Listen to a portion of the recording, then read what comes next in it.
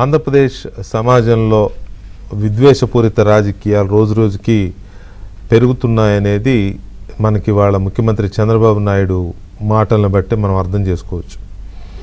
ఎందుకంటే అంత తొందరగా చంద్రబాబు నాయుడు ఏ విషయాన్ని బయటపడి మాట్లాడరు, అందులోనూ వ్యక్తుల పేర్లు తీసుకుని మాట్లాడు.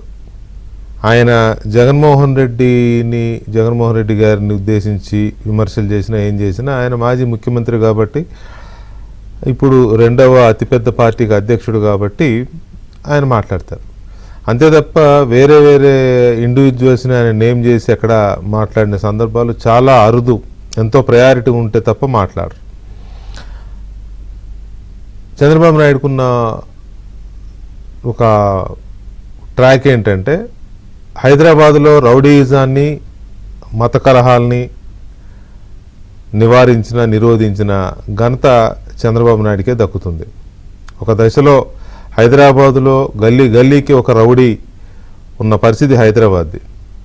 అలాంటి హైదరాబాదులో రౌడీయిజం లేకుండా ఒక మంచి లా అండ్ ఆర్డర్ ఉన్న పీస్ఫుల్ సిటీగా తయారు చేసింది చంద్రబాబు నాయుడు హయాంలోనే.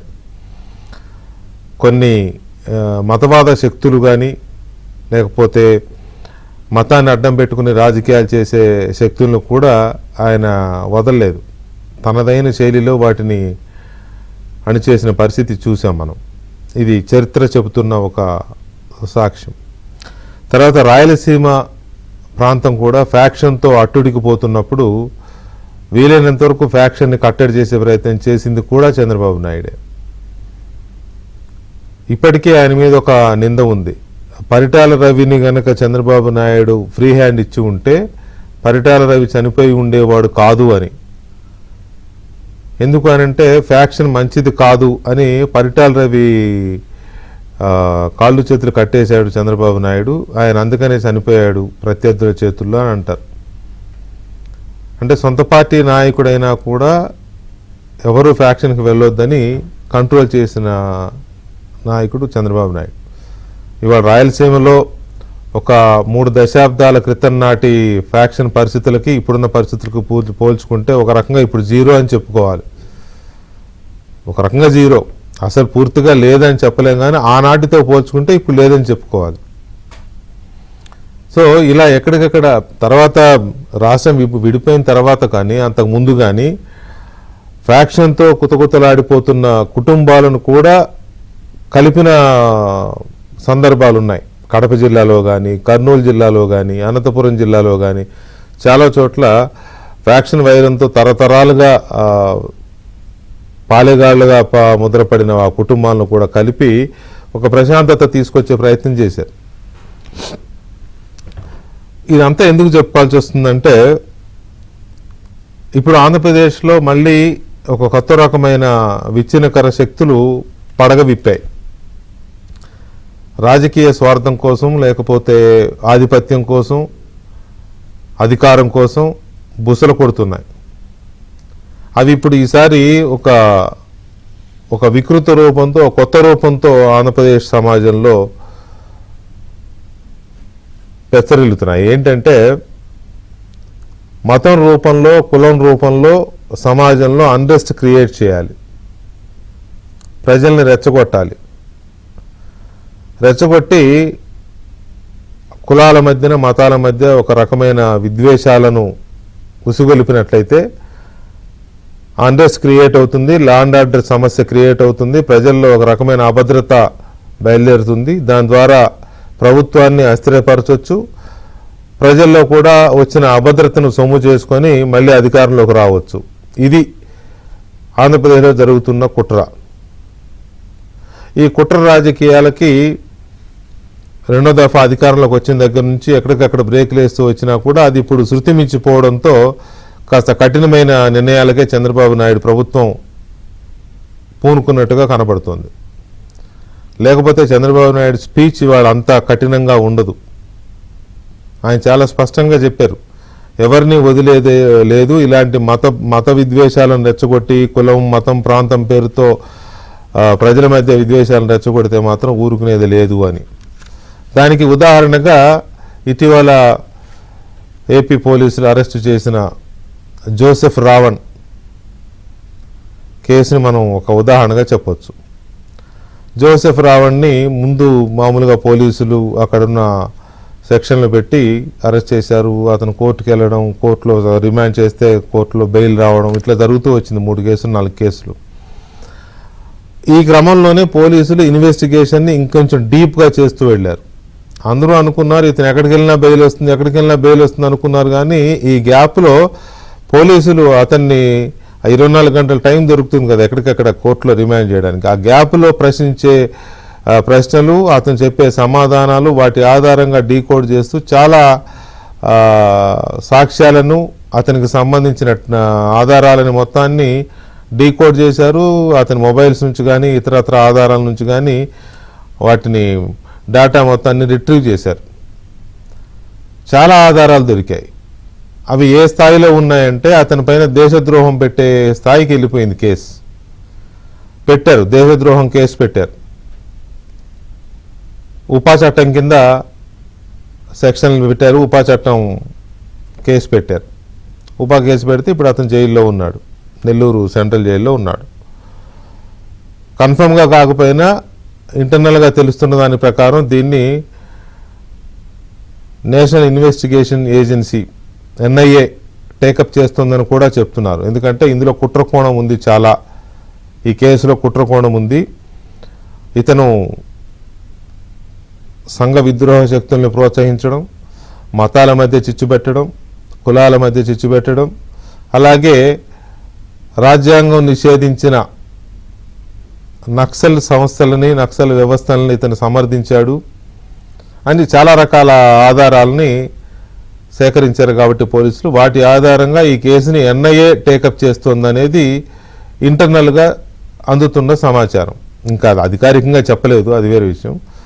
సో ఇది ఇప్పుడు మెల్లమెల్లగా ఒక రకంగా చెప్పాలి అని అంటే చాలామందికి వణుకు పుట్టిస్తుంది. ఎందుకంటే అతను చెలరేగిపోయినప్పుడు అతన్ని రెచ్చగొడుతూ వెనుకొండి ఇంకా రెచ్చగొట్టిన వాళ్ళు, అగ్నికి ఆజ్యం పోసినట్టుగా ఇంకాస్త రెచ్చగొట్టి వాళ్ళు కూడా నాలుగు మాటలు జోడించి మాట్లాడిన వాళ్ళు, ఆయా రాజకీయాల్లో ఉన్న వాళ్ళు ఉన్నారు, వివిధ వృత్తుల్లో ఉన్న వాళ్ళు ఉన్నారు, యూట్యూబర్ల రూపంలో ఉన్న వాళ్ళు ఉన్నారు, కొంతమంది మీడియా రూపంలో ఉన్న వాళ్ళు కూడా ఉన్నారు. ఇప్పుడు వీళ్ళందరికీ వణుకు మొదలైంది. అతను ఎవరెవరి పేర్లు చెప్పాడో తెలియదు, అతనికి ఎవరెవరితో సంబంధాలు ఉన్నాయో తెలియదు, అతని బ్యాంక్ అకౌంట్స్ కూడా పోలీసులు సీజ్ చేసినట్టుగా తెలుస్తోంది. అతను ఎక్కడెక్కడి నుంచి అతనికి డబ్బు వచ్చిందో తెలియదు అతని అకౌంట్స్కి. ఎందుకంటే ఇతను పూర్తిగా ఎవరో చేసిన ఫండింగ్ ద్వారా లేదా ఇంకా ఆర్థిక సహాయాల ద్వారా అతను ఈ రకమైన కుట్రలకి తెరలేపాడు, ఈ రకంగా విద్వేషాలు రెచ్చగొట్టే ప్రయత్నం చేశాడు అనేది పోలీసులు సమకూర్చుకుంటున్న సమాచారం. సో దీంతో ఇప్పుడు చాలామందిలో ఒక రకమైన భయం మొదలైంది. ఇంకా నిజానికి కూడా ఈ కేసు ఇంకా చాలా విస్తృతమయ్యే అవకాశాలే కనబడుతున్నాయి. ఎంత లేదన్నా 10 నుంచి 15 మంది ఇదే FIRలో యాడ్ అయ్యే అవకాశాలు కూడా కనపడుతున్నాయి పోలీసుల ఇంటర్నల్ సమాచారం ప్రకారం. సో ఈ పరిస్థితుల్లో చంద్రబాబు నాయుడు ఇవాళ ఇటువంటి అసాంఘిక శక్తులను కానీ ఇలాంటి అసాంఘిక పోకడలను కానీ సహించేది లేదు, అణిచివేస్తామని చెప్పిన మాటలు ఒకవైపు చూస్తే, ఇంకొక వైపు వైఎస్ఆర్ కాంగ్రెస్ పార్టీ ధోరణి కానీ జగన్మోహన్ రెడ్డి ధోరణి కానీ చూస్తూ ఉంటే పూర్తిగా హ్యాండ్స్ అప్ అన్నట్టు కనపడుతోంది. అందరికీ తెలుసు ఇతని వెనుక ఉన్నది వైఎస్ఆర్ కాంగ్రెస్ పార్టీ అని, ఇతన్ని రెచ్చగొట్టింది వైసీపీ నేతలని, వైసీపీ నేతలతో అంటకాగే మరికొందరు నేతలు కానీ మేధావులు కానీ లేదా మేధావులుగా చెప్పబడుతున్న వాళ్ళు కానీ వీళ్ళు ఇతన్ని రెచ్చగొట్టారు, ఇతనితో గొంతు కలిపారు, ఇతను వాళ్ళతో కలిసి ట్రావెల్ చేశాడు. సో ఎప్పుడైతే ఇతన్ని అరెస్ట్ చేశారో, ఫస్ట్ హైదరాబాద్లో అరెస్ట్ చేశారో, తీసుకెళ్లారు పోలీసులు, ఏపీ పోలీసులు వచ్చి పిఠాపురం తీసుకెళ్ళినప్పుడు పిఠాపురం పోలీస్ స్టేషన్ మీద వైసీపీ కార్యకర్తలు, వైసీపీ నాయకుల నేతృత్వంలో పోలీస్ స్టేషన్ మీద దాడికి పాల్పడ్డారు. ఇతన్ని అరెస్ట్ చేయొద్దు, ఇతను వదిలేయాలి అని చెప్పి. ఆ తర్వాత అతన్ని అక్కడి నుంచి ఇంకొక కేసులో అక్కడ బెయిల్ వచ్చింది, వెంటనే పీటీ వారెంట్ వేసి అక్కడ నుంచి ఇంకొక కేసులో తీసుకొచ్చారు పోలీసులు మచిలీపట్నానికి. ఇక్కడ పోలీస్ స్టేషన్ మీద కూడా వైసీపీ కార్యకర్తలు వైసీపీ నాయకుల నాయకత్వంలో దాడి చేశారు అతను ఎత్తుకుపోవాలని. అట్లా 2-3 చోట్ల చేసి తర్వాత ఒక్కసారిగా రిట్రీట్ అయ్యారు, వెనక్కి తగ్గారు. ఎందుకు తగ్గారు అంటే ఇవన్నీ బయటపడుతున్నాయి. ఇవన్నీ బయటపడుతుండేసరికి ఇది ఎక్కడ చుట్టుకుంటుందో, ఇంకెవరెవరి పేర్లు బయటకు వస్తాయో అని వైఎస్ఆర్ కాంగ్రెస్ పార్టీ వెనక్కి తగ్గినట్టు కనపడుతోంది. ఇది మొదటిసారి కాదు. చాలా సందర్భాల్లో చాలామంది దళిత సామాజిక వర్గాలకు చెందిన యువకుల్ని కానీ, లేకపోతే క్రైస్తవ మతానికి చెందిన కొంతమంది యువకుల్ని కానీ ఇలాగే రెచ్చగొట్టి ఇతర రాజకీయ పార్టీల మీదకో ఇతర మతాల మీదకో రెచ్చగొట్టి వాళ్ళు ఇరకాటులో పడినప్పుడు, కేసుల్లో ఇరుక్కున్నప్పుడు వదిలేయడం. ఉదాహరణకు కోడికత్తి సీన్ కేసు అలాంటిదే కదా. కోడికత్తి సీన్ కేసు క్లియర్గా విట్నెస్ మనకి. అతను 4.5 సంవత్సరాలు జైల్లో ఉంటే జగన్మోహన్ రెడ్డి ఇతనే నన్ను చంపడానికి ప్రయత్నించాడని కోర్టులో విట్నెస్ సాక్ష్యం చెప్పడానికి వెళ్ళలేదు. దాని అర్థం ఏంటి? అతన్ని వాడుకుని అతనితో చిన్న ఘాటు పెట్టించుకుని ఎలక్షన్లు అయ్యేదాకా ఇచ్చేసి తర్వాత వదిలేశారని బాహాటంగానే విమర్శించారు కదా. మరి లేకపోతే 4.5 సంవత్సరాలు జగన్మోహన్ రెడ్డి గారు ఎందుకు వెళ్ళలేదు కోర్టుకి సాక్ష్యం చెప్పడానికి? వెళ్తే అతనికి శిక్షణ పడేది, లేకపోతే బెయిల్ మీద బయటకన్నా వచ్చేవాడు. 4.5 సంవత్సరాలు జైల్లో ఉండిపోయాడు కదా కోడికత్తి సీను. ఇలాంటి వాళ్ళు చాలామంది ఉన్నారు. గులకరాయి కేసు అంతే. ఎక్కడికెక్కడిక వాళ్ళని వాడుకోవడము, రెచ్చగొట్టడము, లేకపోతే ఉసిగొలపడము, దాడులు చేయించడము, కేసుల్లో ఇరుక్కుని అది పెద్దవి కాగానే తప్పుకోవడము. వాళ్ళ మనుషులైతే మాత్రం, వాళ్ళ నాయకులైతే మాత్రం, వాళ్ళకు కావలసిన వాళ్ళైతే మాత్రం వాళ్ళ ఆస్థాన లాయర్ ఒక ఆయన ఉన్నాడు, సుధాకర్ రెడ్డి గారు. ఆయన అటెండ్ అవుతాడు. వాళ్ళ బెయిల్ కావాలన్నా ఇంకోటి కావాలన్నా ఆయన అటెండ్ అవుతాడు. కానీ ఇట్లాంటి వాటికి మాత్రం ఇటువంటి వాళ్ళ కోసం మాత్రం వాళ్ళు ఎవరు కనిపించరు. సో ఓవరాల్గా ఇది ప్రజలకి అర్థమవుతోందా అనేది ప్రశ్న. దళిత యువకుల్ని, క్రైస్తవ యువకుల్ని, లేకపోతే అమాయకుల్ని, లేకపోతే ఇట్లాంటి కొంచెం దూకుడు స్వభావం ఉన్న రావణ్ లాంటి దూకుడు స్వభావం ఉన్న వాళ్ళని, లేదా డబ్బుకు ఆశపడి అవాకులు చవాకులు పేలే వాళ్ళని రెచ్చగొట్టి జగన్మోహన్ రెడ్డి లేదా వైఎస్ఆర్ కాంగ్రెస్ పార్టీ ఇట్లా ఉసుగొల్పి రెచ్చగొట్టి వాడుకుని వదిలేస్తున్నారనే విషయం ప్రజలకు అర్థమవుతోందా అనేది కూడా చాలా కీలకమైన అంశమే. మొత్తం మీద ఏపీ సమాజంలో అన్రెస్ట్ క్రియేట్ అవ్వకుండా ప్రభుత్వం చాలా సీరియస్గా తీసుకుంది అనేది ఇప్పుడు మన కళ్ళ ముందు కనపడుతుంది. ఈ చర్చలో మనతో తెలుగుదేశం పార్టీ జాతీయ అధికార ప్రతినిధి, స్వచ్ఛాంధ్ర మిషన్ చైర్మన్ కొమ్మారెడ్డి పట్టాభిరామ్ గారు, అలాగే భారతీయ జనతా పార్టీ అధికార ప్రతినిధి సాధినేని యామిని శర్మ గారు, and Urdu academy chairman, minority హక్కుల పోరాట సమితి అధ్యక్షులు ఫారూక్ షుబ్లీ గారు, అండ్ జనసేన అధికార ప్రతినిధి కిరణ్ రాయల్ గారు మనతో చర్చలో పాల్గొంటున్నారు. ముందుగా పట్టాభి గారు, గుడ్ ఈవినింగ్ అండి. గుడ్ ఈవినింగ్ వికే గారు. పట్టాభి గారు, ఇందాక నేను చెప్పినట్టుగా రాయలసీమలో ఫ్యాక్షన్ హిస్టరీని కానీ, హైదరాబాదులో రౌడీయిజాన్ని కానీ కంట్రోల్ చేసిన చరిత్ర చంద్రబాబు నాయుడు గారికి ఉంది. ఇవాళ ఆయన చాలా సీరియస్గా రియాక్ట్ అయ్యారు. ఈ రకమైన విచ్ఛిన్నకర శక్తులు ఉంటే సహించేది లేదు, అణిచివేస్తామనే ధోరణిలో. సో ఆయన ఒక వ్యక్తిని నేమ్ చేసి మాట్లాడడం అనేది చాలా అరుదైన సందర్భం. సో దీన్ని బట్టి ఎలా అర్థం చేసుకోవచ్చు? సీరియస్గా ఉంది ప్రభుత్వం, మీకు ఇట్లాంటి శక్తుల్ని భరించే స్థితిలో లేదు అనుకోవచ్చా? ఖచ్చితంగా వికే గారు, దానిలో ఎటువంటి అనుమానం లేదు.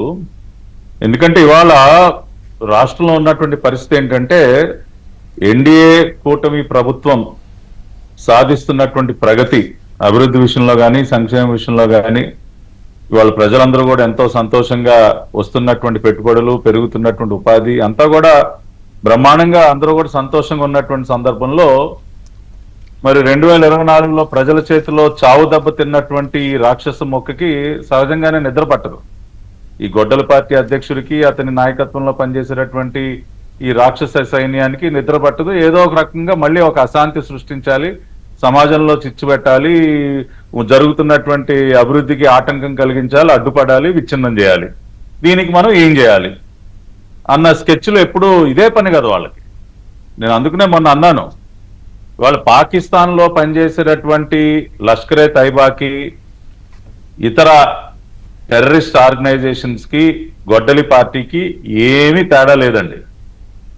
ఇద్దరిది మోడస్ ఆపరాండి ఒకటే. అక్కడ లష్కరే తైబా, ఇతర ఉగ్రవాద సంస్థలు ఏ విధంగా అయితే టెర్రరిస్ట్ క్యాంపులు పెట్టి మరీ ట్రైనింగ్ ఇచ్చి ఉగ్రవాదులను తయారు చేస్తాయో, ఇవాళ రాష్ట్రంలో ఈ గొడ్డల పార్టీ కూడా సజ్జల భార్గవరెడ్డి లాంటి వ్యక్తుల ఆధ్వర్యంలో ఇటువంటి ఉగ్రవాదులు, ఏది రావణ్ కానీ ఎక్సెట్రా ఎక్సెట్రా, ఇటువంటి వ్యక్తులందరినీ కూడా ఇటువంటి ఉగ్రవాదుల్ని తయారు చేసేటటువంటి ట్రైనింగ్ క్యాంపులు పెట్టి వాళ్ళని తయారు చేసి సమాజం మీదకి వదలటం. కాబట్టి పాకిస్తాన్ గడ్డ పైన పనిచేసే వాళ్ళకి వీళ్ళకి ఏం తేడా లేదు.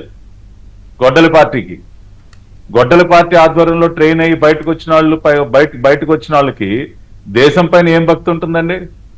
ఇవాళ అతను రావణ్ అనే వ్యక్తి మాట్లాడుతున్న మాటలు, నాకు దేశం అంటే లెక్కలేదు, నాకు దేశభక్తి లేదు, ఉండదు. ఉగ్రవాదులకి దేశభక్తి ఎందుకు ఉంటుందండి? దేశం పైన ప్రేమ దేనికి ఉంటుంది? ఉండదు సహజంగానే. అందుకని అటువంటి మాటలు మాట్లాడుతూ ఉన్నారు. ఇవాళ గొడ్డలి పార్టీ అనేది ఒక ఉగ్రవాద సంస్థ, అది ఒక రాజకీయ పార్టీ కాదు. ప్రజాస్వామ్య దేశంలో గొడ్డలి పార్టీ లాంటి ఉగ్రవాద సంస్థలకి స్థానం ఉండకూడదు. అందుకనే ఇవాళ చంద్రబాబు నాయుడు గారు డైరెక్ట్ గానే చెప్తా ఉన్నారు, ఇటువంటి వాళ్ళని అణిచివేస్తాం, కఠినంగా వ్యవహరిస్తాం. జరుగుతున్నటువంటి ఒక మంచిని అడ్డుకోవటం కోసం ఇటువంటి ఉగ్రవాదులను తయారు చేసే వాళ్ళని ఎందుకు ఉపేక్షించాలండి? దేనికి ఉపేక్షించాలి? వాళ్ళు అతను మాట్లాడుతున్నటువంటి మాటలేంటి? ఎవడు అండ చూసుకుని మాట్లాడుతూ ఉన్నాడు? ఎవడి పేమెంట్ అందుకుని మాట్లాడుతూ ఉన్నాడు? ఎవడి పేరోల్స్ లో ఉండి మాట్లాడుతూ ఉన్నాడు? ఎవరి దగ్గర నుంచి నెలకింత పుచ్చుకుంటూ మాట్లాడుతూ ఉన్నాడు? కాబట్టి ఇది ఒక వ్యక్తి ఇండివిజువల్ గా చేసేటటువంటి పని కాదండి. ఖచ్చితంగా వెనకుండి కొంతమంది, ఇందాక మీరు చెప్పారు కదా, తయారు చేసి వాడుకోవటం, తర్వాత వాళ్ళని వదిలేయటం, లేకపోతే ఏదో ఒకటి చేస్తూ ఉంటారు. వాళ్ళు ఖచ్చితంగా అతను గొడ్డలి పార్టీ అనే ఒక ఉగ్రవాద సంస్థ మద్దతుతో, సహకారంతో అతను ఇవాళ తెర మీదకి వచ్చాడు. తెర మీదకి వచ్చి రాష్ట్రంలో ఒక చిచ్చు పెట్టేటటువంటి ఒక కుట్రకి తెరలేపాడు. సార్, నేను ఒకటే చెప్తా ఉన్నా వికే గారు, నిజమైనటువంటి క్రిస్టియన్ ఎవరు ఆ రకంగా మాట్లాడరండి. ఎన్డీఏ తరపున ఇవాళ నేను కానీ, యామిని గారు కానీ, ఇవాళ ప్యానెల్లో ఉన్నటువంటి మిత్రులు కానీ, ఎవరైనా సరే అన్ని మతాలని కూడా మేము గౌరవిస్తాం. హిందూయిజం అయినా, క్రిస్టియానిటీ అయినా, ఇస్లాం అయినా. ఇవాళ మా షిబ్లీబాయ్ ఉన్నాడు, నాకు సోదరుడు లాంటి వ్యక్తి. ఇవాళ సంక్రాంతి సంబరాలు షిబ్లీబాయ్ చేస్తాడు. మేము రంజాన్ టైంలో మేము వాళ్ళతో కలిసి మేము పండుగ చేసుకుంటాం. అది మాకున్నటువంటి రిలేషన్షిప్. ఆ రకంగా we give respect to all religions. ఇవాళ మా ఇంట్లో నాకు ప్రతిరోజు కడుపు నిండా భోజనం పెట్టేటటువంటి మనిషి ఒక క్రిస్టియన్. ప్రతిరోజు మా ఇంట్లోనే తను ప్రేయర్ చేసుకుంటుంది. We respect all religions. కానీ నిజమైనటువంటి క్రిస్టియన్స్ ఎవరు ఈ రకంగా విషయం చెమ్మరండి. ఏంటి అతను మాట్లాడేటువంటి మాటలు? అతని పైన ఏదో పెట్టరానటువంటి సెక్షన్లు పెట్టేశారండి. ఏంటంటే పెట్టరానటువంటి సెక్షన్లు తప్పేంటి? ఇప్పుడు దేశం గురించి ఆ రకంగా నీచంగా మాట్లాడేవాడు దేశద్రోహి కాక ఇంకేంటండి? రిలీజియన్స్ గురించి ఇప్పుడు 1924 మధ్య ఏం జరిగింది, ఇప్పుడు కూడా అదే కంటిన్యూ చేసే ప్రయత్నం చేస్తున్నారు కదా. రామతీర్థంలో రాముల వారి విగ్రహాన్ని ధ్వంసం చేసిన రోజున, రాముల వారి విగ్రహానికి శిరచ్ఛేదనం చేసిన రోజున హే రామ్ అని ఎందుకు అనలేకపోయాడు? ఇవాళ హే రామ్ అంట. ఆ రోజున ఏమైపోయారండి? రాముల వారు ఏమైపోయారు ఆ రోజున? 2023లో ఒంటిమిట్ట నువ్వు రాముల వారి కళ్యాణానికి దేనికి వెళ్ళలేదు? ఎందుకు ఎగ్గొట్టావు? ఇవాళ రాముల వారు గుర్తొచ్చారే. ఎందుకు ఒంటిమిట్ట దేనికి వెళ్ళలేదు? కుంటి సాకులు చెప్పి తాడేపల్లి ప్యాలెస్ లో పడుకున్న రోజున నీకు రాముల వారు గుర్తుకు రాలేదా? ఇవాళ హిందూ దేవుళ్ళ గురించి నువ్వు మాట్లాడుతూ ఉన్నావు. తిరుమల వెళ్ళి అక్కడ ఆశీర్వచనం ఇస్తూ అక్షింతలు వేస్తే అసలు ఒక్క అక్షింత కూడా లేకుండా దులిపి దులిపి దులిపి దులిపి దులిపి మొత్తం కింద పడేశాడు. ఈయన గారి వాళ్ళు హే రామ్ అంటాడని. తీర్థం ఇస్తే తాగినట్టు నటించి కింద బారబోసాడు. ప్రసాదం ఇస్తే వాసన చూసి పక్కన బారేశాడు. ఇతను హే రామ్ అంటాడండి సిగ్గు లేకుండా. ఎవడ మోసం చేస్తాడండి? ఒక మతం పైన ఉన్నటువంటి ద్వేషాన్ని, ఆ విషయాన్ని ఈ రోజుకి కూడా ఇటువంటి రావణ్ లాంటి వ్యక్తుల్ని తయారు చేసి ఇవాళ సమాజం మీదకి వదిలి విషం కక్కిస్తా ఉన్నాడు వాళ్ళ చేత.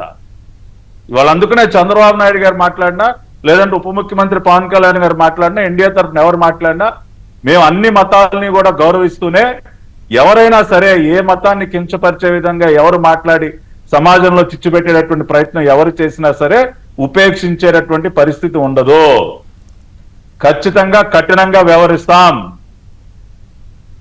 కొద్దిగా బుద్ధి ఉండాలి కదండి, ట్వీట్లు పెడతాడా? అమాయకులు అంటే వీళ్ళందరూ ఇవాళ ప్రజల మొఖాన టీగొట్టు ఉమ్మేసేసరికి మళ్ళీ బెబ్బే అసలు మాకు సంబంధం లేదు, మా వాడు కాదు. ఇందాక మీరు చెప్పారు కదా మీ ఓపెనింగ్ రిమార్క్స్ లో, మీ వాడు కానన్నప్పుడు నువ్వు ట్వీట్ ఎందుకు పెట్టావా? దేనికి పెట్టావు ట్వీటు? అయ్యో పాపం బ్రదర్, మా జోసెఫ్, మా రావణ్ణి అమాయకుడు పసిపిల్లవాడు నోట్లో ఏలు పెడితే కొరకనటువంటి వాడిని అరెస్ట్ చేశారు ఘోరంగా అని ట్వీట్ ఎందుకు పెట్టావా నువ్వు? ఇవాళ కథలు చెప్తా ఉన్నావు. రైట్. పట్టాభి గారు ఒక్క నిమిషం అండి. యామిని గారు గుడ్ ఈవినింగ్. గుడ్ ఈవినింగ్ అండి. యామిని గారు, లాస్ట్ 5 years జగన్మోహన్ రెడ్డి రూల్లో ఆలయాల ధ్వంసము, విగ్రహాల ధ్వంసము అవన్నీ చూసిందే, వాటి గురించి చాలా సందర్భాల్లో మనం మాట్లాడుకున్నదే. ఇప్పుడేమో ఇంకొక రూపంలో జరుగుతోంది. ఇప్పుడు డైరెక్ట్గా మతం మీదే అటాక్ జరుగుతోంది. పనిలో పనిగా ఆ అటాక్ చేస్తూ ఆ ముసుగులో రెచ్చగొట్టే కార్యక్రమాలు జరుగుతూ ఉన్నాయి. అంటే ఒక అన్రెస్ట్ క్రియేట్ చేయడం అనేది ఒక టార్గెట్గా జరుగుతోంది. సో దీని మీద ఉపా చట్టాన్ని ప్రయోగించడాన్ని కొడాలి నాని గారు లాంటి వాళ్ళు ఉప్మా చట్టం అని, ఇడ్లీ చట్టం అని మాట్లాడుతున్నారు కొంతమంది. సో విన్నారో లేదో మీరు? ఉప్మా చట్టం అని అన్నాడు నేను ఆయన. అంటే ఏంటంటే ఏమవుద్ది, ఎటువంటి పెడితే ఏమవుద్ది అన్నట్టుగా మాట్లాడుతున్నారు. సో ఈ రకమైన ధోరణిని ఎలా చూడాలి? ఒకవైపు రిలీజియన్, ఒకవైపు కాస్ట్, ఒకవైపు సొసైటీ మీద విషం చెమ్మడం. శ్రీమాత్రే నమః. వందే మాత్రం.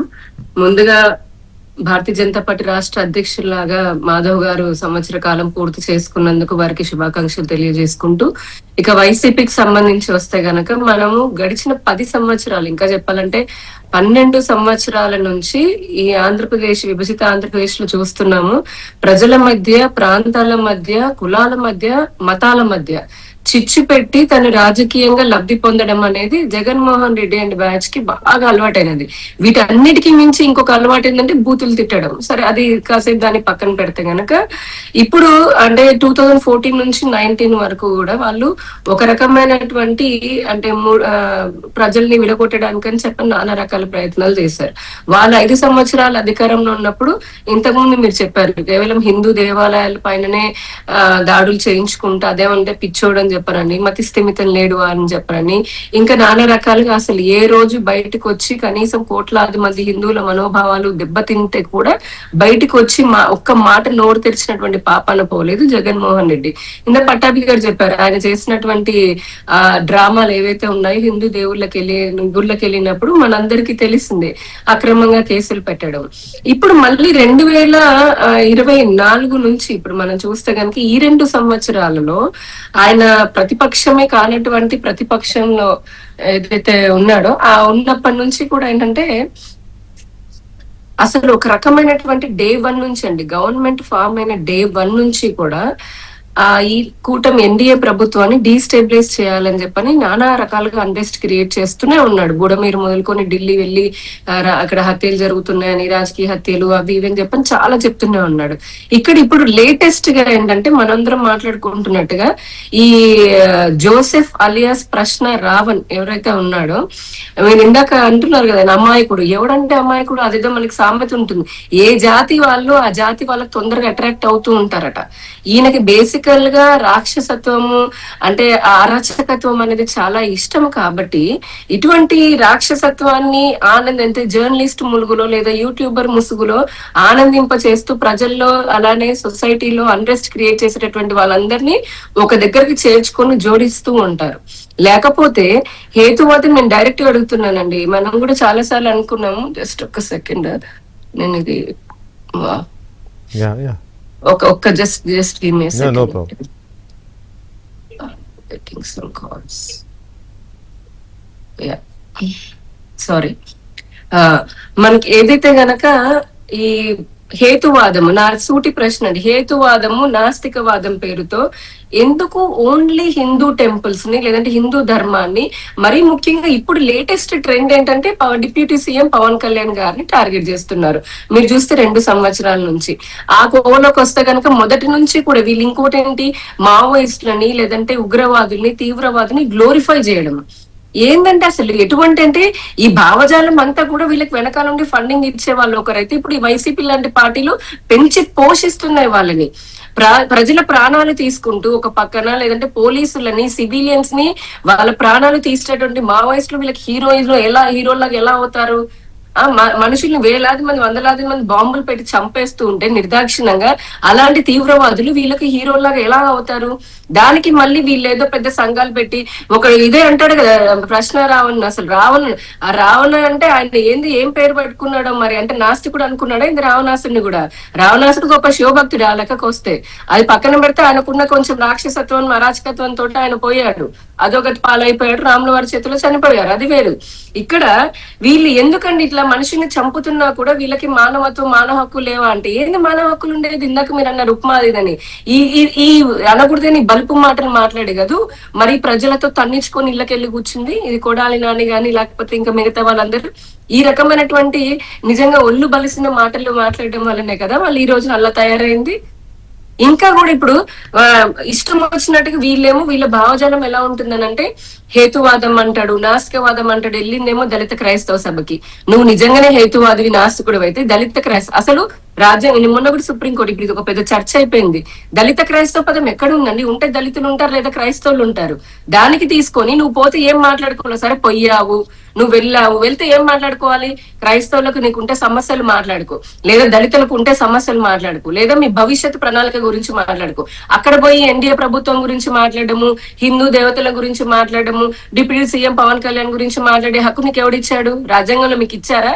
మేము హేతువాదులము లేకపోతే మేము నాస్తికులం అనుకుంటే ఒక ప్రకాష్ రాజు, ఒక చందు తులసి, ఇంకా నానా రకాలుగా మాట్లాడేటటువంటి వాళ్ళందరూ మా మీద పడిపోయి, మన మీద పడిపోయి, మా ధర్మం మీద మాట్లాడడానికి, మా మంత్రులు, ముఖ్యమంత్రులు లేదంటే మా డిప్యూటీ సీఎంల గురించి మాట్లాడడానికి మీకు హక్కులు ఇచ్చాయా? మీకు మాత్రమే మనోభావాలు ఉంది, మీకు మాత్రమే వాక్ స్వాతంత్రం ఉంది, మీకు మాత్రం భావ ప్రకటన స్వేచ్ఛ ఉందా? మాకు లేవా? మా మనోభావాలు దెబ్బతినవా? నేను జగన్మోహన్ రెడ్డి కూడా ఇదే ప్రశ్నిస్తున్నా. 5 సంవత్సరాలు ఆయన ముఖ్యమంత్రిలా ఉన్నప్పుడు మా మనోభావాలను దెబ్బతీశాడు. ఇప్పుడు ఇటువంటి వాళ్ళందరినీ, ఈ అరాచక శక్తులందరినీ వాళ్ళని పెంచి పోషిస్తూ మళ్ళీ మతాల మధ్య దగ్గరుండిలాగా హిందూ సనాతన ధర్మం పైన లేదంటే కనుక ఇప్పుడు పవన్ కళ్యాణ్ గారు చేసిన తప్పేంటండి? ఆయన తెలుసుకున్నారు సనాతన ధర్మం గురించి, ఆయన మాట్లాడుతున్నారు. ఆయన వేరే ఏ మతాన్నైనా కించపరిచారా? మీరు చూపించండి ఒక ఇన్స్టెన్స్ అయినా. ఆయన ఏ మతాన్ని ఏ రోజు కించపరచలేదు కదా, ఏ కులాన్ని కించపరచలేదు కదా. ఆయన వీళ్ళందరూ టార్గెట్ చేస్తున్నారు అంటే వీళ్ళకున్న భయం, వెనక నుంచి వస్తున్న ఫండింగ్ ఏంటి? ఎలాగైనా సరే 2 సంవత్సరాల్లో ఆంధ్రప్రదేశ్ బాగా అభివృద్ధి చెందింది. అత్యాధునికంగా 5th జనరేషన్ స్టెల్త్ యుద్ధ విమానాలు రహస్యంగా పుట్టపర్తిలో అంత స్థాయి కంపెనీలు కూడా రాష్ట్రానికి వస్తున్నాయి. 24 లక్షల కోట్ల పెట్టుబడులు వచ్చాయి. ఇంకొక 2 సంవత్సరాల్లో అమరావతి ఇవన్నీ పూర్తయిపోతాయి. అనుకున్నట్టుగా ఉద్యోగ ఉపాధి కల్పన జరుగుతుంది. మనం ఇంకా మళ్ళీ ఆ వచ్చే 11 కూడా సీట్లు రావని చెప్పనని ఆల్రెడీ నోటి బాగా దురదెక్కినటువంటి ఈ ప్రశ్న రావణ్ జోసెఫ్ లాంటి వాళ్ళని పెంచి పోషించడమే కాకుండా వాళ్ళకి మద్దతు ఇస్తున్నాడు. అసలు మొన్న అమరావతికి వెళ్తే అందుకే ఇటువంటి అంటే ఎటువంటి నెగిటివిటీని వాళ్ళు ఇంకా పెంచి పోషించుకుంటే ఎటువంటి వాళ్ళకి సపోర్ట్ చేస్తున్నందుకే మన కోడిగుడ్లు తీసుకొని కొట్టారు అమరావతిలో. ఇదే వీళ్ళందరూ వెళ్ళారు కదా వైసీపీ వాళ్ళు, అది వాళ్ళకి తెలియదా? ఇంకా ఇటువంటి మాటలు మాట్లాడితే ఈసారి హిందువులు అందుకే ఇప్పుడు అవుతుంది సిరీస్ ఆఫ్ ఇష్యూస్ ని రేజ్ చేస్తూ అసలు జరుగుతున్న డెవలప్మెంట్ కానీ లేకపోతే ఇతరత్ర సమస్యల పరిష్కారము, పరిపాలన ఇవేవి జనంలోకి వెళ్లకుండా వన్ బై వన్ ఏదో ఒక ఇష్యూస్ రేజ్ చేస్తూ ఒక స్ట్రాటజీని ఇంప్లిమెంట్ చేస్తున్నారు. దాంతోపాటు ఈ law and order situation create చేయాలనే వీళ్ళ ఇదిగా కనపడుతుంది. ఎవరైతే గారు ఒక్క నిమిషం, మొన్న ఒక్కొక్కసారి బెయిల్ వస్తుంటే హీరో లెక్క అసలు హీరో మాదిరి ఏమంటే కాలర్ ఎగరేసుకుంటూ మమ్మల్ని ఏం చేస్తారని అన్నారు. మీరు ఆయుధం పట్టుకోకుండా మీరు ఆయుధం పట్టుకొని రాజ్యాంగానికి వ్యతిరేకంగా మీరు చట్టానికి వ్యతిరేకంగా వెళ్తే చట్టానికి బాగా తెలుసు ఏ రకంగా ఏమంటారు కాల్చి వాత పెట్టొచ్చు అనేది. అట్లా కాల్చి పెట్టినట్టుగా పెట్టారు. సహనం ఉన్నంత సేపే కదండి చట్టం కూడా ఊరుకుంది. ఈ రోజు అందుకే కదా ముఖ్యమంత్రి గారు అంత తీసుకున్నారు. మన డీజీపీ గారు పోలీసు వాళ్ళు చూసారు కదా, ఇట్లా ఊపా పెట్టారు. ఊపా పెట్టగానే కొంతమంది సోక్కోళ్ళు మేధావులు బయటకు వచ్చేసి ఊపా ఇతను పిచ్చుకనండి. ఏ పిచ్చుకండి? ఈ రోజు ఇదే విజయవాడలో మీరు చూసారు కదా, 12 మంది తీవ్రవాదులు ఉగ్రవాదుల్ని అరెస్ట్ చేశారు. ఈ రోజున మామూలు ఒక్కొక్క చోట ఇలానే మనం అమాయకులు పాపం చిన్న చిత్తక అనుకుంటున్న వాళ్ళు టెలిగ్రామ్ లాంటి యాప్ లో ఎక్కడెక్కడో తీవ్రవాదులకి స్లీపర్ సెల్స్ లాగా పనిచేస్తున్నారు. అసలు ఈ రాష్ట్రంలో ప్రజలు ఎందుకు ప్రజాస్వామ్యం అనేది ఉన్న దీనికి శాంతి భద్రతలను మెయింటైన్ చేయాలని కదా, ప్రజలకి మంచి జీవితాన్ని అందించాలని కదా, పాలన శాంతి అందించాలని భద్రతలు డిస్టర్బ్ అయితే డెవలప్మెంట్ ఆపొచ్చు కదా. ఎవరైనా అది అంతే మరి. దానికి ఒకటికి బుద్ధి చెప్పాలి కదండి. చెప్పకుండా ప్రతిసారి వదిలేస్తుంటే మా కుటుంబకున్న ప్రాబ్లం కూడా ఇదే. మీరు ఎన్నోసార్లు డిబేట్లు చేశారు, ఎంతన్నా మీరేం యాక్షన్ తీసుకోరండి, మీ ప్రభుత్వం కఠిన చర్యలు తీసుకోవట్లేదండి. ఈ రోజు తీసుకొని చూపించామండి ఒకడికి. ఎందుకంటే అవసరం ఇది.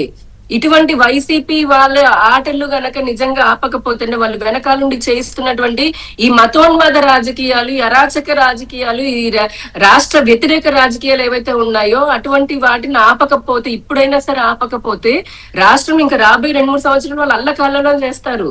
కానీ కానీ అసలు ఇతనికి లేదా ఈ శక్తులకి వైసీపీకి ఉన్న సంబంధాలు ఏంటి? అలాగే ఒకప్పుడు హైదరాబాద్ లో మాత్రమే చూసుకున్న ఈ మత కల్లోలాల లాంటి డిస్టర్బెన్సెస్ ఇప్పుడు ఏపీలో ఎందుకు కనబడుతుంది? శుబ్లి గారు నమస్తే అండి. నమస్తే వికే గారు. శుబ్లి గారు, ఎక్కడో ఒక చోట అప్పుడప్పుడు సమాజం అన్న తర్వాత, మనుషులు అన్న తర్వాత ఏదో చిన్న చిన్న ఘర్షణలు లేదా చిన్న చిన్న కోపాలు తాపాలు ఇటువంటి సహజంగా తలెత్తుతుంటాయి. ప్రపంచం అంతటా అక్కడక్కడ జరుగుతూనే ఉంటాయి ఇవి. అప్పుడు ఏదో చిన్న గొడవ పడతారు, లేకపోతే ఎవరో పెద్ద మీలాంటి పెద్దలు లేకపోతే ఇంకెవరో వెళ్తారు, సర్ది చెబుతారు, మళ్ళీ ఎటు వాళ్ళు మళ్ళీ మామూలు రొటీన్లో కలిసిపోతారు. కానీ ఇది ఒక కాన్స్పిరసీ, ఒక కుట్ర ప్రకారం సమాజంలో ఒక అన్రెస్ట్ క్రియేట్ చేయడం కోసం వర్గాలను రెచ్చగొట్టడం, మతాలను రెచ్చగొట్టడం, కులాలను రెచ్చగొట్టడం, ఇది ఏ రకమైన ఇదండి? ఇది ఏపీలోనే ఎందుకు ఇట్లా తయారైంది ఇది పరిస్థితి? వికే గారు, తమరికి అదేవిధంగా ప్యానెల్ లో ఉన్నటువంటి నా సోదరులందరి సోదరిమణి అందరికి కూడా నమస్కారం అండి. నమస్కారం. వికే గారు, ఇక్కడ నేను చిన్న లాజిక్ తో నేను మొదలు పెడదాం అనుకుంటున్నాను. ఇక్కడ మనం గమనించాల్సిన అంశం ఏంటంటే, ఇప్పుడు ఫర్ ఎగ్జాంపుల్ మన ప్యానెల్లో ఉన్నటువంటి ఇంక్లూడింగ్ యూ, మీరు ఒక టార్గెట్ ఫిక్స్ చేసుకుని ఉంటారు. ఆ టార్గెట్ ఏంటంటే మీరు ఇంకా ముందుకు వెళ్ళాలి, లేకపోతే మీ కెరియర్ లో ఇంకా ముందుకు కొనసాగాలని చెప్పేసి పట్టాభన్న గాని, మీరు గాని, లేకపోతే సోదరిమణి గాని, సోదరుడు గాని, అందరు కూడా ఇంక్లూడింగ్ మై సెల్ఫ్. అది ఆ టార్గెట్ ని అచీవ్ చేసే మార్గంలో ఏంటంటే, మీరు ముందుకు వెళ్ళేటప్పుడు మీ గమ్యాన్ని చేరుకునేటప్పుడు ఏంటంటే మధ్యలో అనేకమైనటువంటి అడ్డంకులు వస్తాయి. ఆ గమ్యంలో వెళ్ళేటటువంటి పరిస్థితుల్లో ఏంటంటే చాలా మంది కుక్కలు మురుగుతాయి, చాలా మంది ఏదేదో చెప్తుంటారు, రాళ్ళు విసురుతుంటారు, ఇవన్నీ ఉంటాయి. వీళ్ళన్నిటికి కూడా సమాధానం చెప్పుకుంటూ వెళ్తే కనుక మీరు గాని మేమందరం కూడా గాని, ఇంక్లూడింగ్ ఈ స్టేట్ కానివ్వండి, ఈ భారతదేశం కానివ్వండి, ఆ గమ్యస్థానానికి చేరుకోగలుగుతుందా? నేను డైరెక్ట్ గా పాయింట్ మీదకి వస్తే కనుక ఈ రోజున ఏదైతే ఈ కుట్రపూరితమైనటువంటి రాజకీయం అంటాం సార్, ఎందుకంటే రాష్ట్రంలో ఇటువంటి అంశాలు ఏదైతే అభివృద్ధి, పెట్టుబడులు, పరిశ్రమలు ఏదైతే కూటమి ప్రభుత్వం గత 2 సంవత్సరాల నుంచి చేస్తుందో ఈ అంశాలపై ఎక్కడైనా కానీ లాస్ట్ 3 to 4 days నుంచి చర్చ ఎక్కడైనా జరుగుతుందా? కంప్లీట్ గా డైవర్ట్ అయిపోతుంది. మీరు యూట్యూబ్ ఓపెన్ చేస్తే చాలు, సోషల్ మీడియా తీస్తే చాలు, ఈ అంశాల గురించే మనకి ప్రస్తావనలకు వస్తాయి. నేను ఈ అంశాలని చెప్తున్నాను, కనీసం వీటి గురించి మాట్లాడాలని చెప్పి కూడా నేను భావించడం లేదు. ఎందుకంటే మా కంప్లీట్ ఫోకస్ కంప్లీట్ గా డైవర్ట్ అయిపోయింది. వీళ్ళు కంప్లీట్ గా డైవర్షన్ పాలిటిక్స్ కి వైపుగా ఏంటంటే ఇటువంటి విధ్వంసకరమైనటువంటి రాజకీయాలను ఎంకరేజ్ చేయడానికి, విధ్వంసకరమైనటువంటి రాజకీయాలని మాత్రమే దానిపైనే వీళ్ళు ఈ కులాల మధ్య, మతాల మధ్య, ప్రాంతాల మధ్య, వర్గాల మధ్య, ఇంక్లూడింగ్ ఫ్యాన్స్ మధ్య ఇటువంటి రచ్చ తీసి దాని ద్వారా ఏంటంటే రాజకీయ పబ్బం గడుపుకోవాలని చెప్పేసి చూస్తారు.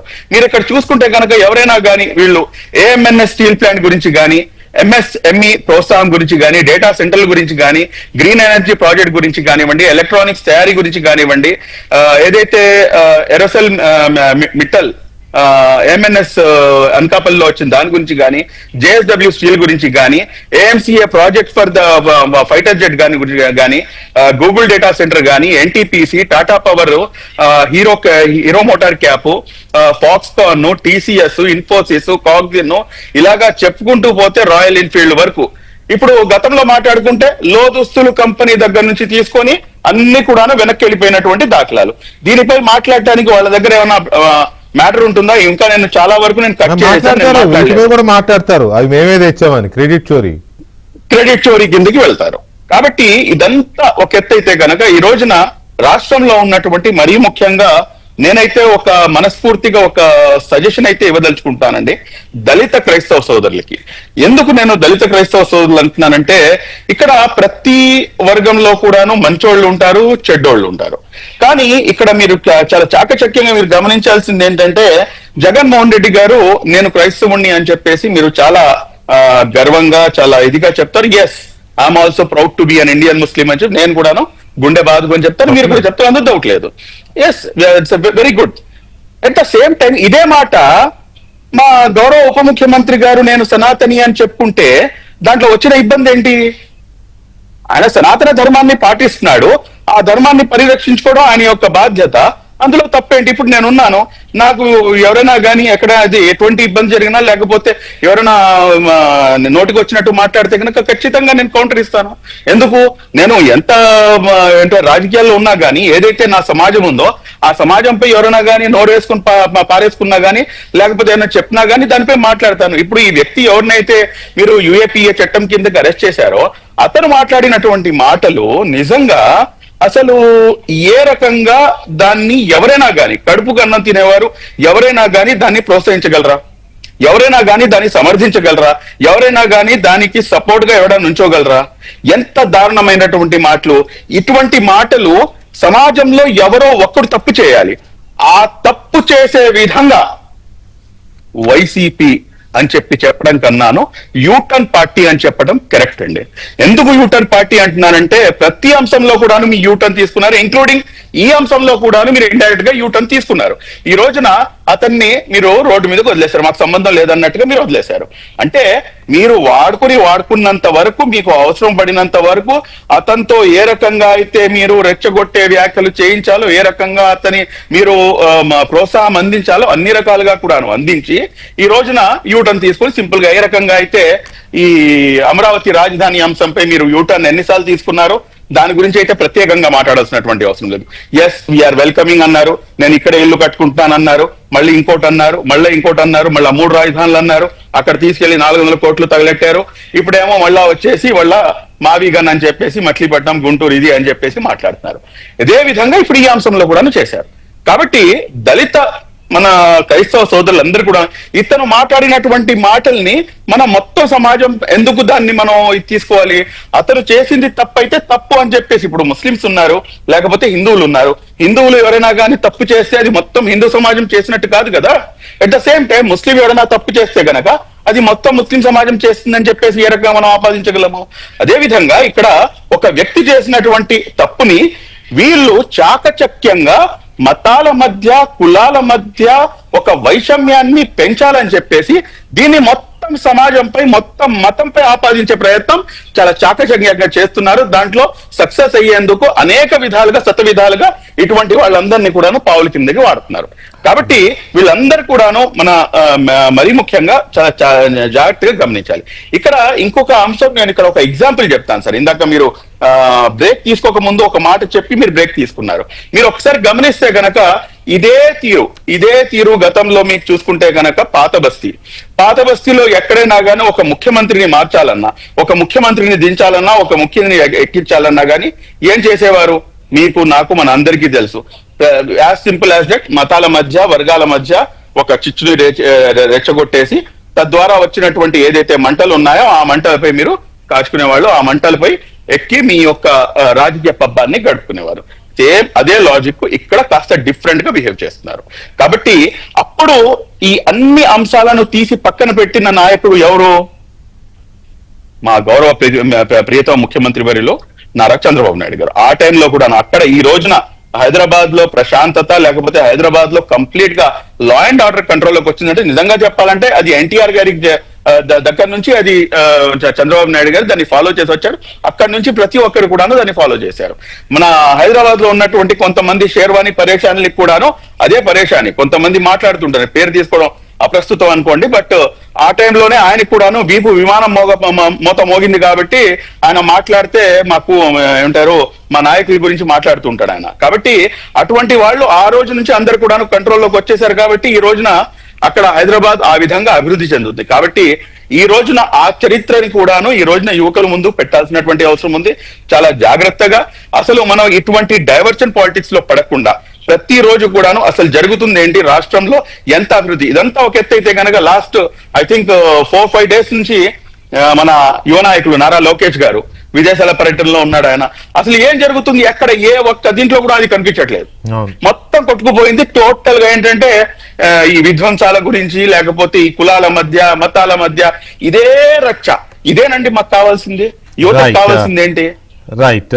ఒక్క నిమిషం శుభ్లీ గారు. కిరణ్ రాయల్ గారు, గుడ్ ఈవినింగ్ అండి. కిరణ్ రాయల్ గారు, ఇప్పుడు వీళ్ళకి ఈ రావణ్ కానీ లేకపోతే ఆయనతో పాటు ఉన్న కొంతమంది వ్యక్తులకు కానీ వీళ్ళకి వైసీపీకి లేదా జగన్మోహన్ రెడ్డి గారికి ఉన్న సంబంధం ఏంటి? మీరు కూడా దాని మీద ఏదో మాట్లాడినట్టున్నారు ఈవేళ.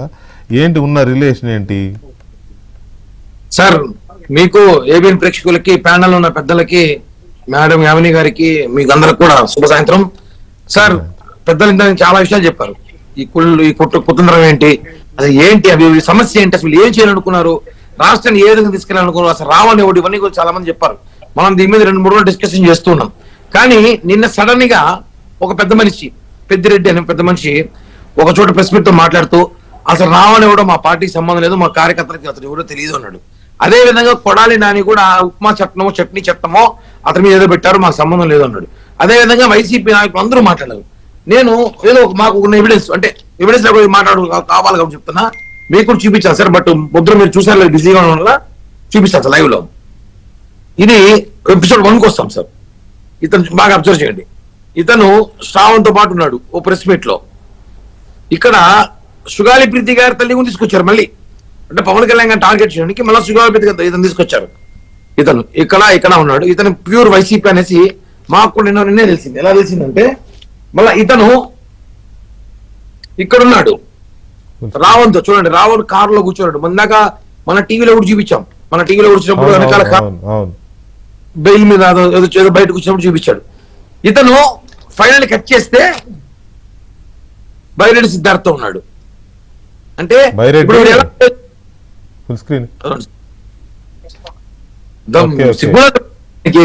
మాకు సంబంధం లేదు, అతను ఎవరు అంటే మీ కర్నూలు యువనేత, మీ పార్టీ రాష్ట్ర అధ్యక్షుడు, యూత్ అధ్యక్షుడు బైరెడ్డి సిద్ధార్థతో పాటు మీటింగ్ లో అతను ఉన్నాడు. ఆ ఫోటో కూడా మాకు మీ వైసీపీ పేజీలో ఎవరో పెట్టుంటే మాకు తీసి పంపించారు. అది ఎందుకు పంపించారంటే వీళ్ళు ఎప్పుడైతే పెద్దిరెడ్డి, కొడాలి నాని వీళ్ళు సిగ్గు లేకుండా మాకు సంబంధమే లేదు, ఇవంతా ఎవరో అతను మాకు అవసరం లేదంటే, అంటే అతన్ని వాడుకున్నప్పుడు బాగా వాడుకున్నారు. అతని టీంలో ఒక లేడీ వచ్చి నిన్న ఎయిర్పోర్ట్ లో జగన్ కలిసిన తర్వాత చూడ ఎయిర్పోర్ట్ లో జగన్ తో విష్ చేసినప్పుడు ఆవిడ ఒక వీడియో రిలీజ్ చేసింది. జగన్ గారికి తన థ్యాంక్స్, మాకు మద్దతు ఇచ్చారు, మాకు సపోర్ట్ చేశారని చెప్పి మాట్లాడిన వీడియోస్ కూడా ఉన్నాయి.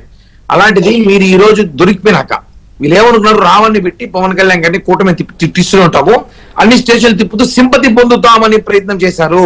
కానీ అక్కడ జరిగింది ఏమంటే అతను పవన్ కళ్యాణ్ గారిని మాత్రమే విమర్శించలేదు, చంద్రబాబు గారిని విమర్శించలేదు. అతను హిందూ మతాన్ని పైన మొత్తం టార్గెట్ చేసి దాడికి వాడుకున్నాడు. జగన్ 2.0 అంటే ఏదో దమ్ముగా రాజకీయాలు చేస్తాడు జగన్ అనుకున్నాడు. నేను 2.0 అంటే అద్భుతాలు చేస్తాడేమో అనుకున్నా. కానీ ఇలా మతాల మధ్య చిచ్చు, కులాల మధ్య చిచ్చు, హిందూ మతం మీద దాడి చేస్తూ వ్యక్తుల్ని శ్రావణ్ అనే కొంతమంది వ్యక్తులను తీసుకొచ్చి, ప్రకాశం ఇలా వ్యక్తులను తీసుకొచ్చి వాళ్ళతో దాడులు చేయిస్తాడు, మాట్లాడిస్తారని చెప్పి ఊహలో అనుకోలేదు. ఇదే 2.0 జగన్ అస్త్రం అడుగుతున్నా. జగన్ అడుగుతున్నా ఇదే 2.0 అంటే ఇలాంటి చీప్ రాజకీయాలు చేయడమా? ఆ రోజు అదే అతను దొరికాడు. అతని మీద ఉప్పా చట్టం పెట్టారు. ఎందుకు పెట్టారు సార్? అతను మాట్లాడిన మాటలు, అతని వీడియోలు, అతని ఆడియోలు, అతని బ్యాంక్ అకౌంట్స్, ఎక్కడి నుంచి డబ్బులు వస్తున్నాయి, లక్షల్లో ట్రాన్స్ఫర్ అయిన డబ్బులు, లక్షల్లో ఒక ఛానల్, ఒక చిన్న యూట్యూబ్ ఛానల్ పెట్టుకుని లక్షల డబ్బులు ఎలా వస్తాయి సార్? ఇక్కడ పెద్ద పెద్ద యాంకర్లకే డబ్బులు రావట్లా, పెద్ద పెద్ద ఛానల్ యాజమాన్యకి డబ్బులు రావట్లా. నీ అకౌంట్ లోకి ఎస్ బ్యాంక్ వాడే స్థాయిలో నువ్వు అకౌంట్లు మెయింటైన్ చేస్తున్నావంటే నీకు డబ్బులు ఎక్కడి నుంచి వస్తున్నాయి, ఎక్కడి నుంచి ట్రాన్స్ఫర్ అవుతుంది, నువ్వు ఈ ఉన్మాద చర్య ఎక్కడి నుంచి నేర్చుకున్నావు, ఈ ఉగ్రవాది చర్యలాగా మాటలు ఎక్కడి నుంచి నేర్చుకున్నావు, మోవేస్ట్ లాగా తయారవుతున్నావు, ఇవన్నీ కూడా అతను కట్టడి చేయాలి. కాబట్టి అతని మీద రాజద్రోహం కేసు పెట్టారు. మామూలుగా ఫస్ట్ పెట్టలేదు. అతను చూస్తుంటే అతని వీడియోస్ అన్ని ఫాలో చేసి కాపీ చేస్తే ఇతను వల్ల ప్రమాదకరం, ఈ రాష్ట్రానికి, దేశానికి కూడా ప్రమాదకరం. ఇతను యువతని కొంచెంమంది గంజాయి మత్తులో ఉండే యువతని ఇతను ఒక రకమైన ప్రలాపన తీసుకెళ్తున్నాడు అన్న ఆలోచనతో అతని మీద ఉప్పా చట్టం కట్టి అతన్ని రిమాండ్ చేయడం జరిగినది. అది రిమాండ్ చేయడంతో దేశ ద్రోహం తెలియడంతో ఉప్మా కాదు ఉపా UAPA ఉప్పా చట్టం కట్టిన తర్వాతనే ఇప్పుడు వీళ్ళంతా బయటకు వచ్చి మాట్లాడుతున్నారు ఏమని, మాకు సంబంధం లేదు, అతను ఎవడో మాకు తెలియదు అంటారు. ఇదే మాట నిన్న మధ్యాహ్నం ముందుకు ఎవరు చెప్పలేదు సార్. ఇదే పేరునని ప్రెస్ మీట్ పెట్టి రావాలని ఇబ్బంది పెడుతున్నారు, మాట్లాడకూడదు అన్నారు. ఇదే అంబటి రాంబాబు మాట్లాడినారు. ఇదే కొంతమంది వైసీపీ నాయకులు, కింద స్థాయిలో నాయకులు మాట్లాడారు. మీ సోషల్ మీడియా బాగా మోసింది, మీ ఛానల్ సాక్షి అయితే అసలు రావాలని 24/7 జగన్ మర్చిపోయాడు. జగన్ మర్చిపోయి మరీ చూపించారు మీ సాక్షి ఛానల్ అయితే రావానికి. ఈ రోజు మీరు రావణ్ నుంచి ఇతను దేశ ద్రోహం తెలిసిపోయిన తర్వాత అతని మీద కేసు పెట్టిన తర్వాత మీరు ఇప్పుడు మాకు సంబంధం లేదంటే ప్రజలు ఏమనుకుంటారు సార్ వీళ్ళని? అందుకే కదా 151 నుంచి 11 దించారు మిమ్మల్ని. ఒకటే సార్, ఈ రావణ్ అనే వ్యక్తులు ఇలాంటి వాళ్ళు ఈ రాష్ట్రానికి చాలా హానికరం.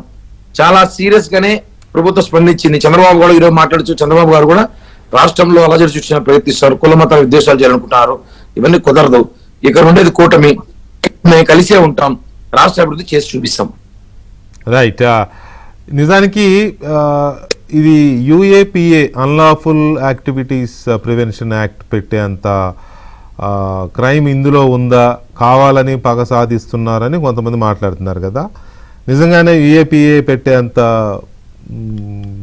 డెన్సిటీ కానీ లేకపోతే సీరియస్నెస్ కానీ ఈ కేసులో ఉందా రావణ్ మీద పెట్టిన దాంట్లో?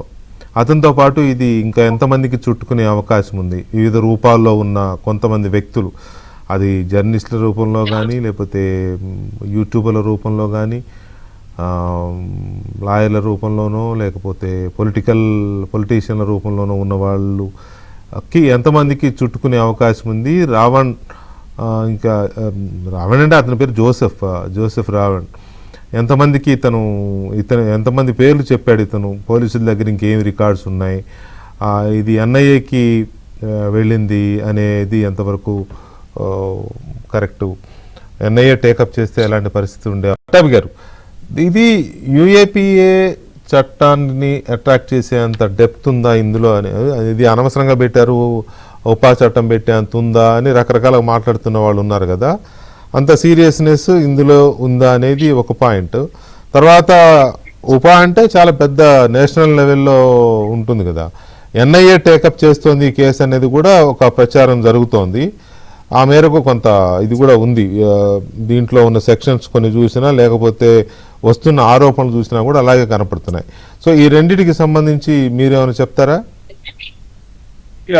వికే గారు, ఒకటి UAPA సెక్షన్ పెట్టే అంత తీవ్రత ఈ కేసులో ఉందా అన్నది మీ మొదటి ప్రశ్న.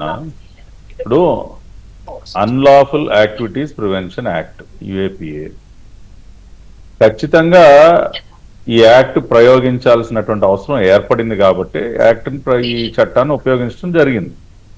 ఎందుకు అవసరం ఏర్పడింది అంటే, ఇవాళ ఈ జోసెఫ్ ఓరఫ్ రావణ్ అనే వ్యక్తి ఎవరైతే ఉన్నారో అతను ఒకసారి కాదండి, కంటిన్యూస్ గా అదే ఎజెండాగా పెట్టుకుని ఒక కుట్రలో భాగంగా అతను అటువంటి తీవ్రమైనటువంటి పదజాలంతో వ్యాఖ్యలు చేయటం, రెండు మతాలని అనుసరించే వారి మధ్య ఏదో ఒక రకంగా ఒక చిచ్చు పెట్టి ఒక గొడవ సృష్టించి దాని ద్వారా సమాజంలో శాంతి భద్రతల్ని విఘాతం కలిగించేటటువంటి ప్రయత్నం చేశాడు కాబట్టే UAPA యాక్ట్ ప్రయోగించాల్సిన అవసరం ఏర్పడింది. ఇవాళ మన దేశంలో వికే గారు మనందరికి తెలుసు, మన biggest strength is religious harmony. Correct. Hindu దేశం అయినటువంటి భారతదేశంలో అన్ని మతాల వారు కూడా కొన్ని శతాబ్దాలు, కొన్ని వందల సంవత్సరాల నుంచి ఎటువంటి ఇబ్బంది లేకుండా ఒక సోదర భావంతో పరస్పరం ఒకరినొకరు గౌరవించుకుంటూ ఇవాళ అందుకున్న యూనిటీ ఇన్ డైవర్సిటీ అంటారు సార్. మీకు ప్రపంచంలో మరే ఇతర దేశంలో కూడా ఈ రకమైనటువంటి సొసైటీ, ఇంత అద్భుతమైనటువంటి రిలీజియస్ హార్మనీతో కొనసాగుతున్నటువంటి సొసైటీ మీకు ప్రపంచంలో ఎక్కడ కనపడదండి. It is only in India. That is the biggest strength of India. అటువంటి ఈ రిలీజియస్ హార్మోనీని కావాలని కొంతమంది కుట్రపూరితంగా దెబ్బతీసి ఒక అశాంతిని సృష్టించి ఇవాళ డీస్టెబిలైజ్ చేయాలి ఇక్కడ ఉన్నటువంటి ప్రభుత్వాల్ని అని ఏదైతే కుట్ర పనితో ఉన్నారో అంతకంటే ఇంకా గొప్ప కాంటెక్స్ట్ ఏం కావాలి సార్? ఒక పక్కనేమో నక్సలైట్ నాయకులకి నేను జై కొడతాను, తీవ్రవాదులకు నేను జై కొడతాను, తీవ్రవాదులకి ప్రజాస్వామ్య హక్కులు ఉండవా, ఉగ్రవాదులకి కసబ్ లాంటి ఉగ్రవాదులకి డెమోక్రాటిక్ రైట్స్ ఉండవా అని మాట్లాడుతున్నటువంటి వ్యక్తులు వాళ్ళు ఇప్పుడు ఇటువంటి వాళ్ళ కోసమే కదా సార్ ఇటువంటి చట్టాలు తీసుకొచ్చిందే ఇటువంటి వాళ్ళని కట్టడి చేయటం కోసం. ఇంక ఇటువంటి వాళ్ళపైన కూడా చట్టాలు ప్రయోగించకపోతే ఇంకా చట్టాలకి అర్థమే ఉంటుందండి. నిజంగానే పనికొస్తాయి అప్పుడు. అందుకనే it is a 200% fit case. ఉపా ప్రయోగించడానికి 200% ఇది ఫిట్ కేసు. అందుకనే ఆ చట్టాన్ని ప్రయోగించడం జరిగింది. కాదని మనం ఎవరు కూడా చెప్పడానికి అవకాశం లేదు, ఎందుకంటే దానికి సంబంధించినటువంటి ఎవిడెన్సెస్ కళ్ళ ముందు కనపడుతున్నాయి. రెండోది, ఎస్ ఖచ్చితంగా ఎన్ఐఏ దర్యాప్తు చెయ్యాలి. ఎందుకంటే ఇప్పుడు ఉగ్రవాద సంస్థలకి ఏ విధంగా అయితే ఆర్థిక సహాయం చేసి కొంతమంది, ఇప్పుడు పాకిస్తాన్ లో కూర్చుని దావుద్ ఇబ్రాహిం చేసే పని ఏంటండి? అక్కడ ఉన్నటువంటి ఉగ్రవాద సంస్థలకి ఫైనాన్స్ చేయటమేగా అతను చేసే పని. కాబట్టి ఇటువంటి టెర్రరిస్టులు కూడా కొంతమంది వెనకుండి ఫైనాన్స్ చేస్తా ఉన్నారు. దేశాన్ని దోచుకున్నటువంటి కొంతమంది వ్యక్తులు, గొడ్డలపాటి అధ్యక్షులు లాంటి వ్యక్తులు దోచుకున్న సొమ్ముతో ఇటువంటి టెర్రరిస్టులకి ఫైనాన్స్ చేస్తా ఉన్నారు. మరి అవన్నీ కూడా బయటకు రావాలి కదా. ఖచ్చితంగా ఎన్ఐఏ లాంటి దర్యాప్తు సంస్థలు దీనిలోకి రంగప్రవేశం చేసి తేల్చాలి ఎవరు ఎవరు తయారు చేస్తా ఉన్నారు, who is running these training camps. Sajjala Bhargav Reddy గారు చేసే పని ఏంటి సార్? వాడేమన్నా దేశానికి మంచి చేసేటటువంటి పోరాట యోధులను సృష్టిస్తా ఉన్నాడా? సైకోల్నే కదా సృష్టించేది. ఇప్పుడు ఆ స్టేజ్ దాటిపోయింది. వీకే గారు ఆ నెక్స్ట్ లెవెల్కి వెళ్ళిపోయారు. ఇప్పుడు సైకోల్ని తయారు చేసే స్టేజ్ దాటిపోయి ఇటువంటి టెర్రరిస్టులను తయారు చేసే స్టేజ్కి అప్గ్రేడ్ అయ్యారనమాట. ఏది 151 నుంచి 11కి దిగ్గొట్టేసరికి ఈ లెవెల్లో అప్గ్రేడ్ అయ్యారు బుద్ధి తెచ్చుకోకుండా. కాబట్టి ఖచ్చితంగా ఎన్ఐఏ అటువంటి నిర్ణయం కానీ తీసుకుంటే వి వెల్కమ్ ఇట్. దర్యాప్తు చేయాలి. రైట్. యామిని గారు, ఇప్పుడు నక్సలైట్లకు సంబంధించి ఆపరేషన్ కగార్ అయింది సరే, అది దాని మీద విమర్శలు ఉండొచ్చు, ఏదైనా ఉండొచ్చు, కానీ విజయవంతమైంది. అది మొత్తం అందరూ లొంగిపోయారు, చాలామంది చనిపోయారు. మొత్తం ఏదైతే వామపక్ష తీవ్రవాదం అనేది లేకుండా పోయింది దేశంలో. అది ఒక పాయింట్.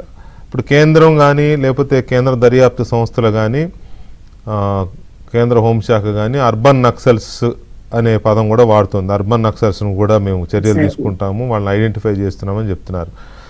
ఇది తీవ్రవాదము, అడవుల్లో ఉండే తీవ్రవాదులు సరే. అర్బన్ నక్సల్స్ అంటే పట్టణాల్లో ఉండే నక్సల్ సానుభూతి పరులు, నక్సల్ నాయకులు అనే కదా అర్థం. సరే, ఇంతవరకు ఓకే. బట్ ఇటువంటి వాళ్ళ పరిస్థితి ఏంటి? ఇటువంటి అంటే నేను ఒక రావణ్ అనే లేకపోతే ఒక జోసెఫ్ అని ఇట్లా మాట్లాడాలి. ఇట్లాంటి భావజాలాలు కొంతమంది స్ప్రెడ్ చేస్తున్నారు, వీళ్ళతో అంటగావుతున్నారు. వీళ్ళు ఒక గ్రూప్గా ఏర్పడి ఏదో ఒకటి క్రియేట్ చేయాలనే దీని మీద ఉన్నారు. దీని మీద కూడా ఏమన్నా కేంద్రం దృష్టి ఉందా? మీకు ఇంటర్నల్ సమావేశాల్లో కానీ పార్టీ పరంగా ఎక్కడైనా ఇలాంటి చర్చలు రావడం కానీ ఎలా ఉంది? కేంద్రం దృక్పథం ఎలా ఉంది?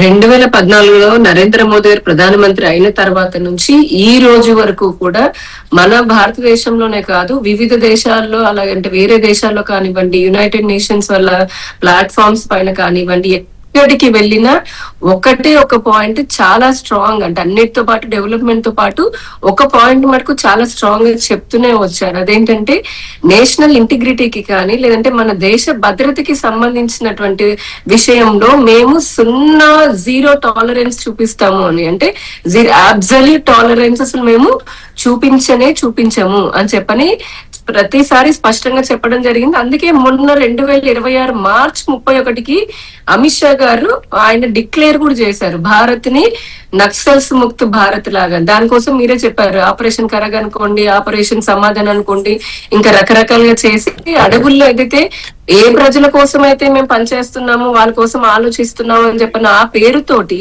అదే అమాయకపు గిరిజన అంటారు అటవీ ప్రాంతం ఉన్నటువంటి ఆదివాసీల యువకుల యొక్క జీవితాలను నాశనం చేసి సిఆర్పిఎఫ్ వాళ్ళని, లేదంటే పోలీస్ వాళ్ళని, ఇంజనీర్లని అందరినీ కూడా వాళ్ళు ఎన్ని వేల మందిని పొట్టన పెట్టుకున్నారు అందరికి తెలిసిందే. ఇప్పుడు తీవ్రవాదులకు సంబంధించి కూడా పాకిస్తాన్ ని కూడా ప్రతి చోట ఎండ కడుతూనే ఉన్నాము. పాకిస్తానే కాదు, ఏ దేశానికి సంబంధించిన అయినా సరే మాకు మా దేశ ప్రజలు దేశమే ముఖ్యం అని చెప్పనేది మా పార్టీ నరేంద్ర మోదీ స్పష్టం. అది అర్బన్ నక్సల్స్ అనేది మీరు ఉపయోగించినటువంటి కాంటెక్స్ట్ ఆ పదము ఎంత చాలా మంచి పదం అంటే ఇంటర్నల్ కూడా మేము పదే పదే ప్రజలకి అవేర్నెస్ క్రియేట్ చేయాలని చూస్తున్నాము. దానికి సంబంధించిన కూడా ప్రయత్నాలు చేస్తున్నాం. ఎందుకంటే ఈ అర్బన్ నక్సల్స్ ఇప్పుడు మనము అడవుల్లో ఉన్నటువంటి నక్సలిజాన్ని పోగొట్టాము, దేశ సరిహద్దుల్లో రక్షణ కవచాన్ని పెంచుకుంటున్నాం, దేశ భద్రతా బలాన్ని పెంచుతున్నాం. కానీ మన మధ్యలోనే ఉంటూ అందరూ అనట్లేదు, బట్ అందరూ అనట్లేదు, కొంతమంది సెలబ్రిటీలు, సినిమా సెలబ్రిటీలు అనుకోండి, ప్రకాష్ రాజ్ లాంటి వాళ్ళు, కొంతమంది జర్నలిస్ట్ ముసుగులో ఉన్నటువంటి చందు తులసి లాంటి వాళ్ళు, లేదంటే ప్రొఫెసర్ నాగేశ్వరరావు లాంటి వాళ్ళు, లేదంటే కనుక ఇప్పుడు ఇంకో కొంతమంది టీచర్లని, యాక్టర్లని, క్రికెటర్లని, సామాన్యులైనా సరే వారి ఒకటే ఎజెండా ఏముంటుందనంటే పొద్దు గోకులు వాళ్ళ ఎజెండా 24/7 365 days వాళ్ళ సింగిల్ పాయింట్ ఎజెండా ఏంటి? భారతదేశాన్ని తిట్టాలి, భారత ప్రభుత్వానికి వ్యతిరేకంగా మాట్లాడాలి, పాకిస్తాన్ ని మెచ్చుకోవాలి, చైనాని ముద్దు పెట్టుకోవాలి. మీరు చూడండి, ఇందాక అడిగారు కదా జోసెఫ్ గురించి వస్తే గనక, ప్రకాష్ రాజ్ అతని వీడియోలు ఎలా చేస్తాడో, ఎన్ని సార్లు దేశ వ్యతిరేక మాటలు మాట్లాడాడో, మావోయిస్టు వాళ్ళకి సానుభూతి తెలిపాడో మనందరికీ తెలిసిందే. ఆ చందు తులసేనామి ఇప్పుడు హైదరాబాద్ నుంచే, ఇక ఆమె కూడా ఈ అర్బన్ నక్సలైట్ లాగా మరీ మితిమీరిపోయింది, గంజాయవనంలో ఒక ఏమంటారు మొక్కల్లాగా తయారైపోయింది. ఇతనికి ఇందాక అడిగారు ఊపా కేసు ఎందుకు పెట్టాలి అని అంటే, అసలు ఊపా ద వెరీ బేసిక్ డెఫినేషన్ ఏంటి? చట్ట వ్యతిరేక కార్యకలాపాలు ఏవైతే ఉంటాయో వాటిని నిరోధించే చట్టం. అంటే అది చట్టం అంటే దేశానికి సంబంధించిన, రాష్ట్రానికైనా, చట్టానికి సంబంధించింది అయినా సరే ఏదైనా వ్యతిరేకంగా జరుగుతూ ఉంటే గనక ఖచ్చితంగా ఈ ఊపా కిందకి పెడతారు. ఈయన చేసింది ఏంటి? ఇప్పుడు మనం వీడియోలు చూడడం కాదు, ఇంతకు ముందు గతంలో మీరు వీడియోలు చూస్తే హిడ్మా వినే ఉంటారు కదండి, వికే గారు అందరికీ తెలుసు. మామూలుగా హిడ్మా గాని, లేదంటే కేశవరావు లాంటి వాళ్ళు, అటువంటి మావోయిస్టులు వాళ్ళు చనిపోయిన తర్వాత వాళ్ళకి సానుభూతి పరంగా వాళ్ళేదో స్వాతంత్ర సమరయోధుల్లాగా ఆయన వీడియోలు చేసి కంటెంట్ పెట్టాడు. అలాంటి నిషేధిత సిపిఐఎం ఏదైతే ఉందో వారికి సంబంధించినటువంటివన్నీ వారిని ప్రమోట్ చేస్తూ యువతని తప్పుదోవ పట్టించే విధంగా మళ్ళీ దానికి సంబంధించి వీడియోలు కంటిన్యూస్ చేస్తున్నాడు. నాకు దేశభక్తి లేదు, దేశం అంతా గౌరవం లేదంటే దేపో ఈ దేశం నుంచి. ఈ దేశమే చైనాలో వెళ్ళి మాట మాట్లాడతాడా? నార్త్ కొరియాలో వెళ్ళి మాట మాట్లాడతాడా? మిగతా వాళ్ళ విషయంలో, నక్సలైట్ల విషయంలో వాళ్ళ విషయంలో మాట్లాడింది ఒక ఎత్తు అయితే, నాకు దేశభక్తి లేదు, నేను దేశాన్ని ప్రేమించను అనే మాటలు మాత్రం చాలా సీరియస్ గా తీసుకోవాల్సిన మాటలు అవి. ఇప్పుడు నార్త్ కొరియాలో పోయి మాటనండి సెకండ్ లో ఉరిదీస్తారు, లేకపోతే కనుక చైనాలో వెళ్ళి మాట మాట్లాడండి. ఏ దేశమైనా సరే ఆ దేశం ప్రజలకి రాజ్యాంగం కల్పించిన హక్కుల ద్వారా వాళ్ళకి మంచి పాలన అందించాలని అనుకుంటుంది, ఎట్ ద సేమ్ టైమ్ దేశ భద్రతను కాపాడాలని అనుకుంటుంది. నా వాక్కు, నా భావ ప్రకటన స్వేచ్ఛ అంటే నేను మళ్ళీ చెప్తున్నాను, ఎవరికైనా సరే, ఏ మనిషికైనా సరే భావ ప్రకటన స్వేచ్ఛ, వాక్ స్వాతంత్రము, రాజ్యాంగ హక్కు అని అంటే దేనికోసము? నీ హక్కులు, నీ పర్సనల్ హక్కులు కాపాడుకో, లేదా ప్రభుత్వం ఏదైనా తప్పు చేస్తుంటే దాన్ని ప్రశ్నించడానికి మటుకే, కానీ దేశ వ్యతిరేకంగా మాట్లాడడం అని కాదు, మావోయిజాన్ని పెంచి పోషించడం అని కాదు కదా. వీళ్ళ మైండ్ సెట్ ఎలా ఉంటుందంటే రాజ్యాంగాన్ని వ్యతిరేకిస్తుంటారు, రాజ్యాంగ చట్టాలను వ్యతిరేకిస్తారు, కానీ రాజ్యాంగం నుంచి అన్ని హక్కులు కావాలంటే వీళ్ళకి అలా ఎలా అవుతుంది? నాకు దేశభక్తి లేదు అంటే రాజ్యాంగం పైన భక్తి లేదనే కదా అర్థం. భక్తి లేదనే కదా, రాజ్యాంగం పట్ల భక్తి లేదని అంటే దేశద్రోహం కిందకే వస్తుంది కదండి. It is very simple clear question కదా. పాకిస్తాన్ నీకు ముద్దయిపోయిందా? అతని వీడియోలో చూడండి ఎంతసేపటికి ఇప్పుడు ఇందాక నేను చెప్పిన పేర్లన్నీ కూడా వరుసగా వాళ్ళకి ఏంటంటే మన దేశం నచ్చదు, ఈ దేశంలో ఉన్నటువంటి జరుగుతున్న ప్రగతి కనపడదు, దేశమైన రాష్ట్రమైన, ఇక్కడ రాష్ట్రంలో కూడా అదే దరిద్రం కదండి. ఈ జగన్మోహన్ రెడ్డి కానివ్వండి, అటు పక్కన రాహుల్ గాంధీ కానివ్వండి, ఇటువంటి సోకాల్డ్ హేతువాదులని చెప్పుకున్నటువంటి స్యూడో అర్బన్ నక్సలైట్స్ ఎవరైతే ఉన్నారో వాళ్ళందరి ఎజెండా ఒకటే కదా. ఏదో మాట్లాడతారు అంటే దేశంలో ప్రాజెక్టులు జరుగుతుంటే దానిపైన వ్యతిరేకత తీసేస్తారు, నేపాల్లో ప్రభుత్వాన్ని కూల్చినట్టుగా ఇక్కడ కూడా కూల్చాలని అంటారు. ప్రజలు ఎన్నుకున్నటువంటి డెమోక్రటిక్ ప్రభుత్వాల్లో మీరేంటి కూల్చేది? జగన్మోహన్ రెడ్డి అదే మాట్లాడతాడు, ఇక్కడ ఈ రాష్ట్రంలో ప్రభుత్వాన్ని కూల్చడం నా పని అన్నట్టుగా మాట్లాడతాడు. మరి ఇవన్నీ కూడా దేశ వ్యతిరేక చర్యలు కాదా? దానిపైన పొలిటికల్లీ మోటివేటెడ్ ఎజెండా ఉండి, క్లియర్ గా పొలిటికల్లీ మోటివేటెడ్ ఎజెండా ఉండి సెలెక్టివ్ నేరేటివ్ తోటి వెళ్ళి ఇప్పుడు హిందూ ధర్మమే కాదండి, ఏ మతానికి సంబంధించింది అయినా సరే రాజ్యాంగంలో ఎవ్వడికి హక్కు లేదు నా నోరుంది నేను మాట్లాడతాను నేను వేరే వాళ్ళ ఫీలింగ్స్ హర్ట్ చేస్తాను అనడానికి ఈ రాజ్యాంగం హక్కులు కల్పించలేదు. ఈ దేశ ప్రజలకు అనుకూలంగా దేశ చట్టాలకు అనుకూలంగానే ఎవడైనా ఉండాలి. అది ప్రెసిడెంట్ దగ్గర నుంచి కింద వరకు కూడా ప్రతి ఒక్కరు ఈ దేశానికి దేశ చట్టాలకి లోబడి రాజ్యాంగానికి లోబడి బతకాలి. అలా కాదు అని అంటే ఖచ్చితంగా మరి పోనీ అలా కాదు అంటే నువ్వు ఏమైనా వేరే విద్వేషపూరితమైనటువంటి చెయ్యట్లంటే అది కూడా కాదు. మళ్ళీ ఒక పక్క హిడ్మా లాంటి వాళ్ళ గురించి గ్లోరిఫైయింగ్ చేస్తావు, మావోయిస్టులను గ్లోరిఫై చేస్తావు, టెర్రరిస్టులను గ్లోరిఫై చేస్తావు. మరి నీ వల్ల ఎంతమంది యూత్ నాశనం అయిపోతున్నారు. ఇప్పుడు సొసైటీలో అండ్రెస్ట్ జరుగుతుంటే రేపొద్దున ఇంకేదో జరగరాని జరిగితే నిన్ను చూసి నీ ప్రసంగాల వల్ల మోటివేట్ అయ్యి ఇంకెవరైనా ఏదైనా జరిగితే దానికి బాధ్యత ఎవరు తీసుకుంటారు? అటువంటి జరగకుండానే యూపీ పెడతారు. తప్పేముంది? చివరి ఒక్క నిమిషం అండి వికే గారు, జగన్మోహన్ రెడ్డి గతంలో కత్తి మహేష్ లాంటి వాళ్ళని ఎలా ఉపయోగించుకున్నాడో మనకు తెలుసు. సేమ్ అటువంటి సిమిలర్దే. నేను చెప్పేది ఒకటే, మోదీ గారు చూడండి, మోదీ గారి ప్రభుత్వంలో క్రిస్టియన్లు చూడలేదు, ముస్లింలు చూడలేదు, హిందువులు చూడలేదు, అందరికీ పథకాలు వస్తున్నాయి. ప్రజెంట్ మా రాష్ట్ర ఎన్డీఏ పాలనలో కూడా మతాలు కులాలు చూడకుండా అందరికీ ఎలిజిబిలిటీ వాళ్ళందరికీ పథకాలు వస్తున్నాయి. మా ఇంటెన్షన్ ఏంటంటే ఒకటే, మంచి పాలన అందించాలి, ప్రజలు గాని మంచి శాంతి భద్రతలని సొసైటీలో మెయింటైన్ చేసేలా చేయడమే మా పని. అందులో ఎవరైనా వచ్చి ఇప్పుడు ముసలి కన్నీరు కారుస్తారు, జగన్ కానివ్వండి, ప్రకాష్ రాజ్ కానివ్వండి, ఇంకెవరైనా సరే తులసి చంద్ వాళ్ళు వచ్చి అయ్యో పాపం ఊపా ఎందుకు పెట్టారని అంటే కుదరని పని. ఇదేమి చెప్పినా జీరో టాలరెన్స్ చేసేటటువంటి పరిస్థితి ఈ దేశంలో ఉంది. అది దేశ ప్రజల సుఖం కోసం, వారి మంచి జీవితం కోసం అనేది గుర్తుపెట్టుకోవాలి ప్రతి ఒక్కరు కూడా.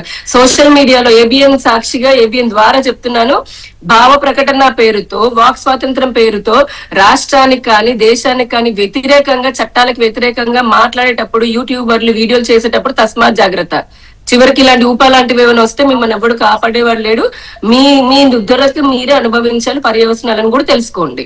రైట్. శుబ్లీ గారు, మీరు ఇందాక ఒక మాట అన్నారు, నాదొక విన్నపము దళితులకు క్రైస్తవ సోదరులకు నాదొక విన్నపం అని మీరు వాళ్ళకు ఒక ఇది చేశారు కదా.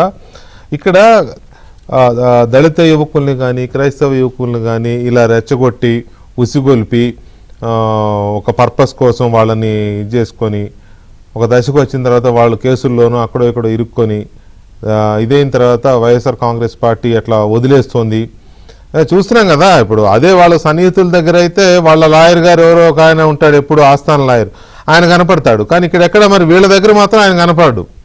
అంటే వదిలేస్తున్నారు వాడుకునే అనేది ఒకటి వాళ్ళకి అర్థమవుతోందా ఆ సెక్షన్స్లో, అంటే దళిత సమాజంలో కానీ క్రైస్తవ సమాజంలో కానీ ఇంకేదైనా ఇతరుల ఎవరికైనా అర్థమవుతుందా ఈ పార్టీ యొక్క స్ట్రాటజీ, జగన్మోహన్ రెడ్డి యొక్క స్ట్రాటజీ? విజయ్ గారు, మనం 2026 లో బతుకుతున్నాం సార్. ప్రతిదీ కూడాను ఇవాళ ఓపెన్ గా ఉంది. ప్రతి అంశాలు కూడాను చక్కగా బయట డిస్కషన్స్ లోకి వస్తున్నాయి. బయట ఏదైతే చదువుకున్నటువంటి వర్గాలు ఉన్నాయో, ఎవరైతే ఇంటలెక్చువల్స్ ఉన్నారో వారి యొక్క జాతిని ఉద్దేశించి వాళ్ళని ప్రాపగేట్ చేయడానికి కానివ్వండి, లేకపోతే వాళ్ళకి అండర్స్టాండ్ చేయడానికి, వాళ్ళ యువకులకి అర్థం చెప్పే విధంగా చెప్పడానికి ప్రతి ఒక్కరు కూడా ఈ రోజు ముందుకు వస్తున్నారు. ప్రతిదీ బిట్వీన్ ద లైన్స్ ఏముంది, ఈ రోజున మీరు ఒక పత్రిక చదివితే ఆ పత్రిక చదువుతున్నప్పుడు దాని వెనకాల ఉన్నటువంటి మర్మం ఏంటి, ఒక చోట ఒక వార్త ఉంటుంది, ఇంకో చోట ఒక వార్త ఉంటుంది, టీవీ ఛానల్లో ఒకటి చూపిస్తారు. ఈ మధ్యలో ఏం జరిగింది అన్న విశ్లేషణలు కూడాను ఈ రోజున సామాన్య ప్రజలు చేస్తున్నారు. ఎందుకు తెలియస్తారు? ఖచ్చితంగా తెలుస్తుంది. ఖచ్చితంగా ఇవన్నీ కూడాను ఇప్పుడు ఇవన్నీ జరిగేటటువంటి పరిస్థితి లేదు అని ఇందాక పట్టారన్న మాట్లాడినటువంటి మాటకి కాస్త కంటిన్యూషన్ ఇద్దాం అనుకుంటున్నాను సార్. ప్రపంచంలో కల్లా భారతదేశంలో కల్లా ఆంధ్ర రాష్ట్రం అన్న ఇది ఈ దేశం యొక్క గొప్పతనం అయితే ఈ రాష్ట్రం యొక్క గొప్పతనం కూడాను అటువంటిది. ఎందుకంటే ఇక్కడ ఉన్నటువంటి మత సామరస్యం కానివ్వండి, ఇక్కడ ఉన్నటువంటి కులాల మధ్య మతాల మధ్య ఉన్నటువంటి కొంతమంది రెచ్చగొట్టే ప్రయత్నం చేస్తున్నారు. అది 2019 నుంచి చేస్తారు. బట్ ఇప్పటికి కూడా ఎవరు సక్సీడ్ కాలేదు, సక్సెస్ అవ్వరు కూడాను. కానీ ఇక్కడ ఒక్క విషయం అయితే ఇందాక మీరు అడిగిన దానికి నేను కూడా సమాధానం చెప్తాను.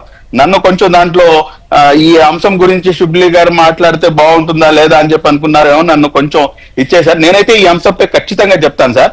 డీజీపీ గారు, తెలంగాణ డీజీపీ గారు ఒక మాట అన్నారు, గంజాయి స్మగ్లర్ల కంటే మావోయిస్టులు బెటర్ అని చెప్పేసి. సివి ఆనంద్ గారు, నాకు తెలిసి మొత్తం సోషల్ మీడియాలో కూడాను బాగా వైరల్ అయింది.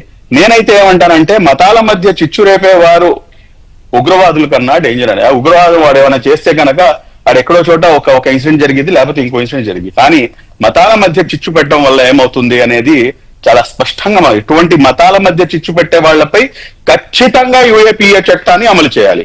ఎవరు ఏ మతాన్ని కించపరిచినా గానీ వాళ్ళపై యుఏపీఏ చట్టాన్ని అమలు చేసే విధంగా మొత్తం రాష్ట్ర దేశ అందరూ కూడాను ఇటువంటి చట్టాలను అమలు చేసే విధంగా చేస్తే కనుక కమ్యూనల్ హార్మనీ ఎందుకు ఎస్టాబ్లిష్ కాదు?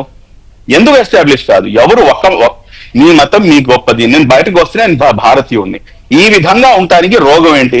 ఒకడు మతాల్ని ఒకళ్ళు కించపరుచుకుంటూ, ఒకళ్ళ గురించి ఒకళ్ళు మాట్లాడుకుంటూ, కావాలని చెప్పేసి కొంతమంది చేస్తున్నటువంటి ఈ నాటకంలో ప్రతి వర్గాల ప్రజల యొక్క యువకులు కానివ్వండి, ప్రతి వర్గాల ప్రజలు కానివ్వండి, ప్రతి మతాల వాళ్ళు కానివ్వండి, ఒళ్ళు దగ్గర పెట్టుకొని ఎవరి మతాల్ని వాళ్ళు గౌరవించుకుంటూ, ఎవరి మతాల్ని వాళ్ళు ఆచరించుకుంటూ, ఇతర మతాల్ని రెస్పెక్ట్ కూడా చేయలేకపోతున్నారా? గమన ఉండండి. అంతేగాని ఈ విధంగా అతను మాట్లాడినటువంటి మాటలు నేను 1-2 సార్లు వింటే నేను ఆ మతస్థుని కాదు, కానీ నాకు అంత కోపం వచ్చింది. మరి ఆ మతస్థునికి ఎంత కోపం వస్తుంది? ఎందుకు రాదు? ఎందుకు రాకూడదు? ఇదే విధంగా ప్రతి ఒక్కరి మతాలకు కూడా ఉంటాయి కదా సెంటిమెంట్స్. మరి అలాంటప్పుడు ఇటువంటి వాళ్లపై యుఏపీఏ చట్టాలు కఠినంగా అమలు చేయాలి, మొత్తం దేశవ్యాప్తంగా అమలు చేయాలని చెప్పి నేను అది ఖచ్చితంగా చెప్తాను సార్. రైట్. కిరణ్ గారు, ఇంకా ఎంతమందికి అఫ్ కోర్స్ ఈ 10 రోజుల్లో రావణ్ జోసెఫ్ని పోలీసులు ప్రశ్నించే సందర్భాలు కానీ ఇటువంటి చాలా జరిగి ఉంటాయి. ఏమేమి క్వశ్చన్లు వేశారో తెలియదు, అతను ఏం చెప్పాడో తెలియదు. మొత్తం మీద యుఏపీఏ చట్టం పెట్టారు, అది నడుస్తుంది కదా. సో అతను ఇంకెంతమంది పేర్లు చెప్పే అవకాశం ఉంది? ఇంకెంతమంది ఈ కేసులో ఎఫ్ఐఆర్లో ఇంకెంతమంది యాడ్ అయ్యే ఛాన్స్ ఉంది? ఓవరాల్గా ఇంకా ఎంతమంది ఈ ఊపా చట్టం కింద లేకపోతే ఎన్ఐఏ లెన్స్లోకి ఎంతమంది వెళ్ళే అవకాశం ఉంది? సార్, ఒకటి, ఎన్ఐఏ రంగంలో దిగక ముందు మన ప్రభుత్వం చేయాల్సిన పని ఏమంటే, మేము డిప్యూటీ సీఎం గారికి కూడా ఆఫీస్ కూడా లెటర్ పెడతాం, ఉన్న విషయం చెప్పొద్దాం, ఉన్న విషయం చెప్తున్నాము. అలాగే సీఎం గారు కూడా చెప్తున్నాము, ముందు కొంతమంది వైసీపీ ముఖ్య నేతల మీద నిఘా పెట్టండి, వాళ్ళని దేశం వదిలి పారిపోకుండా చూసుకునే బాధ్యత ప్రభుత్వాలకు ఉంది. ఎందుకంటే ఇతని ఫోన్ లో చాలా కీలకమైన డేటా ఉంది. ఇతను ఎవరెవరితో మాట్లాడుతున్నాడు, ఎవరెవరు రెచ్చగొడుతున్నారు, ఎక్కడెక్కడ సోషల్ మీడియా ద్వారా పనులు చేయిస్తున్నాడు, ఇవన్నీ కూడా కొంతమంది వైసీపీ సంబంధించిన నేతలైతే ఉన్నారని చెప్పి కూడా ఇప్పటికే కొన్ని పేర్లు బయటకు వచ్చాయి. ఆ వచ్చిన పేర్లు నేతల్ని ఇమ్మీడియట్లీగా వాళ్ళని నిఘా ఉంచాలి, వాళ్ళ పాస్పోర్ట్ సీజ్ చేయాలి. ఎందుకంటే వాళ్ళు కూడా చాలా ప్రమాదకరం. ఇటువంటి మనుషుల్ని ముందర పెట్టి వెనకాల దర్శకత్వం నిర్మాతలు వాళ్ళు పనిచేస్తూ ఇతని యాక్టర్ గా పెట్టి చేసిన విషయాలను కూడా బయటకు వస్తున్నాయి. కాబట్టి ప్రభుత్వం వెంటనే వాళ్ళ మీద నిఘా ఉంచి ఎవరైతే వైసీపీ శ్రేణులు ఉన్నారో, కొంతమంది సోషల్ మీడియా యాక్టివిటీస్ ఉన్నారో, వీళ్ళకి సంబంధించిన వైసీపీ సంబంధించిన ఫేక్ అకౌంట్స్ ఉన్నాయో, ఇవన్నీ కూడా నిఘా పెట్టాల్సిన అవసరం ఉంది. ముఖ్యంగా సజ్జల భార్గవ్ రెడ్డి మీద నిఘా పెట్టి అతన్ని అదుపులో తీసుకోవాలి. ఎందుకు చెప్తున్నా అంటే అతను పారిపోయే అవకాశాలు ఉన్నాయి. ఇప్పుడు అతను పారిపోయాడు అనుకోండి, మళ్ళా మొదటికి వస్తుంది కేసు, అతను మొబైల్ అన్ని తీసుకోవాల్సిన అవసరం ఉంది. కాబట్టి ఇప్పుడు పోలీస్ శాఖ కానివ్వండి, ప్రభుత్వం కానీ వెంటనే ఇతను ఏదైతే రంగంలో దిగుతుందో ఎన్ఐఏ రంగం ముందుగా నిఘా పెట్టి తీసుకుంటే ఇంకా అనేక విషయాలు బయటకు వస్తాయి. ఇప్పటికే చాలా విషయాలు బయటకు వచ్చాయి, చాలా వీడియోలు బయటకు వచ్చాయి, కానీ అవన్నీ పబ్లిక్ చేయకూడదు కాబట్టి చేయలేదు. అన్ని కూడా ఏమో నాకున్న సమాచారం ప్రెస్ మీట్ పెట్టి త్వరలో డిపార్ట్మెంట్ ఏమైనా చెప్తుందేమో, లేకపోతే చూడాల్సిన అవసరం అయితే ఉంది. కానీ ఈ దయచేసి ఇప్పటికన్నా సోషల్ మీడియా ఇన్ఫ్లుయెన్సర్ తెలుసుకోవడం బాబు, ఈ రావణ్ణి మీరు ఒక ఉదాహరణకు తీసుకోండి, ఇప్పటికైనా తెలుసుకోండి. చాలా మంది జగన్ బ్యాచ్ ఏదేదో మాట్లాడుతున్నాడు, ఈ ప్రకాశ్ రాజు కూడా తెలుసుకోవాలి. ఇప్పుడు ఏమన్నాడు ఇలా 2 రోజులు కనిపించట్లేదు సార్, లేట్ ఈ పార్టీకి వచ్చింటాడు, ఒక వీడియో ఎత్తుకుని ఎక్కడో గోవాలోనో ఎక్కడో థైలాండ్ లో పడుకొని వీడియో పెడతాడు మామూలుగా అందరికీ. కాబట్టి ఈ సలహాలు ఇవ్వద్దు.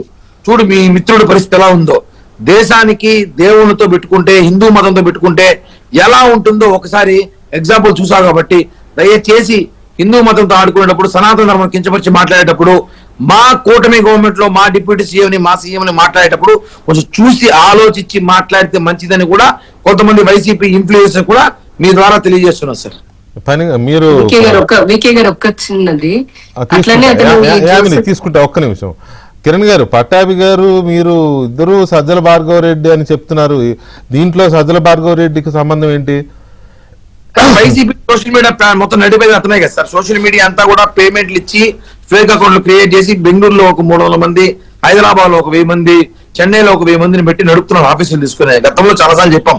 ఇప్పుడు ఈ రావణ్ ఇష్యూ టేకప్ చేసి కనీసం ఇప్పటికైనా రైట్ చేస్తే మంచిది, దొరుకుతారు. ఈ రావణ్ ఇష్యూ తీసుకొని ఇప్పుడు నేషనల్ ఇష్యూ తీసుకోవాలి. ఇప్పుడు ఎన్ఐఏ అంటే నేషనల్ లెవెల్ వెళ్ళిపోతుంది. ఇంకా బీజేపీ కూడా సీరియస్ తీసుకోవాలి. ఎందుకంటే బీజేపీ కూడా ఈరోజు మన కూటమిలో ఉంది. వాళ్ళు రాముణ్ణి అంతంత మాట మాట్లాడేసినా కూడా ఈరోజు బీజేపీ కొన్ని కొన్ని చోట్ల రెస్పాండ్ కావాలి, కొంచెం బాధ్యత ఉంది. కాబట్టి అమిత్ శర్మ గారు మీరు కూడా సరే బీజేపీ కూడా సీరియస్ గా తీసుకోవాలి. ఎందుకంటే అతను మాట్లాడింది మీరంతా పవన్ కళ్యాణ్ గారు సీఎం కాదు, అతను రాముడినే మాట్లాడారు, ఒక హిందూ మతం కూల్చే దైవాన్ని మాట్లాడారు. కాబట్టి బీజేపీ కూడా దీన్ని సీరియస్ గా తీసుకుని ముందుకెళ్తే, దీన్ని సెంట్రల్ లెవెల్ తీసుకెళ్తే అనేక విషయాలు బయటపడతాయని చెప్పి కూడా తెలియజేస్తున్నారు సార్. పటాబ్ గారు, మీరెందుకు సజ్జల భార్గవ రెడ్డిని అన్నారు? మీరు అంటే మీకున్న అనుమానం ఏంటి? ఇప్పుడు గొడ్డలి పార్టీ క్యాంపులు, ఈ ట్రైనింగ్ క్యాంపులు, ఈ ఉగ్రవాద ట్రైనింగ్ క్యాంపులు నిర్వాహకుడు అతనే కదా సార్. అది ఓపెన్ గానే అతనికి కిరీటం పెట్టారు కదా. మేము అతనికి అప్పచెప్తున్నాం బాధ్యత, ఈ సోషల్ మీడియా ద్వారా ఈ ఉగ్రవాదుల్ని సమాజం మీద ఉసుకొల్పే బాధ్యత అతనికి అప్పచెప్తున్నామని గొడ్డల పార్టీ అధ్యక్షుడే చెప్పాడు కదా. కాబట్టి అతను ఖచ్చితంగా అతని ఆధ్వర్యంలోనే ఇప్పుడు కిరణ్ రాయల్ గారు చెప్పినట్టు ఈ టెర్రరిస్ట్ క్యాంపులు, ఉగ్రవాద క్యాంపులు అని నడుస్తా ఉన్నాయి. ఇటువంటి వారందరినీ తయారు చేసి సమాజం మీదకి వదిలే బాధ్యతని జమోరీ గారు భార్గవ రెడ్డికి అప్పచెప్పారు. కాబట్టి అందుకనే విచారణ లోతుగా జరగాలి. ఇప్పటికే అతని ఫోను మొత్తం పరిశీలిస్తే అతగాడి యొక్క నీచమైన బ్యాక్గ్రౌండ్ వీడియోలతో సహా బయటపడతా ఉన్నాయి. కాబట్టి ఇంకా వస్తాయి, ఇతన్ని ఎవరు నడిపించారు, తన ఆర్థిక మూలాలు ఎక్కడున్నాయి, నెల నెల ఎవడితనికి డబ్బులు ఇస్తా ఉన్నాడు, ఎంతెంత పడతా ఉన్నాయి, అతని బ్యాంక్ అకౌంట్స్ కూడా సీజ్ చేశారు ఆల్రెడీ కొన్ని. సో దానిలో కూడా ట్రాక్ చేస్తా ఉన్నారు. ఎందుకంటే ఫైనాన్షియల్ బ్యాక్గ్రౌండ్ కూడా ఖచ్చితంగా ఉంటుంది. అతను స్టూడియో ఏర్పాటు చేసుకోవడానికి కొన్ని లక్షల రూపాయలు జమ చేశారని తెలుస్తా ఉంది. నెల నెల ఎంతో కొంత ప్యాకేజ్ అమౌంట్ వస్తా ఉందని తెలుస్తా ఉంది. కాబట్టి ఇవన్నీ కూడా బయటకు వస్తాయి. ఆ రకంగానే దర్యాప్తు జరగాలి. ఇవాళ ఇతను ఈ రావణ్ ద్వారానే కాదండి. వాళ్ళు ఇంకొక ఉదాహరణ అంటే ఏ రకంగా ఒక అశాంతి సృష్టించే ప్రయత్నం ఈ గొడ్డల పార్టీ చేస్తుంది అనటానికి దీనికి సంబంధించింది కాకపోయినా ఇవాళ మనం చూసాం అనంతపురంలో ఆ తోపుదుర్తి ఇంట్లో రాళ్ళు గుట్టలు వేసుకుని ఉన్నారండి. ఒక పక్కనేమో నిరాధారమైన ఆరోపణలు చేయటం, బురద వేయటం, నిరూపించవయా మన బహిరంగ చర్చకు వస్తాం నిరూపించంటే ఆ రకంగా వస్తే వాళ్ళని చితగొడదాం అని చెప్పి ఇంటి బాల్కనీలో ఇంతలా రాళ్లు పెట్టుకుని కూర్చున్నారండి. బకెట్లు గాజ్ చేశారు. ఏం చర్యలు తీసుకున్నారు? వెళ్ళి ఆ రాళ్ళని తట్టలతో ఎత్తిపోసుకున్నారు. అరెస్ట్ చేశారు కదా, ఏంటి? అరెస్ట్ చేశారు, వాళ్ళపైన కేసులు పెట్టారు, అరెస్ట్ కూడా అయ్యారు. తోపుదురితో సహా అందరినీ కూడా అరెస్ట్ చేయడం జరిగింది. అంటే ఇవన్నీ చూస్తుంటే అసలు ఈ పార్టీ అసలు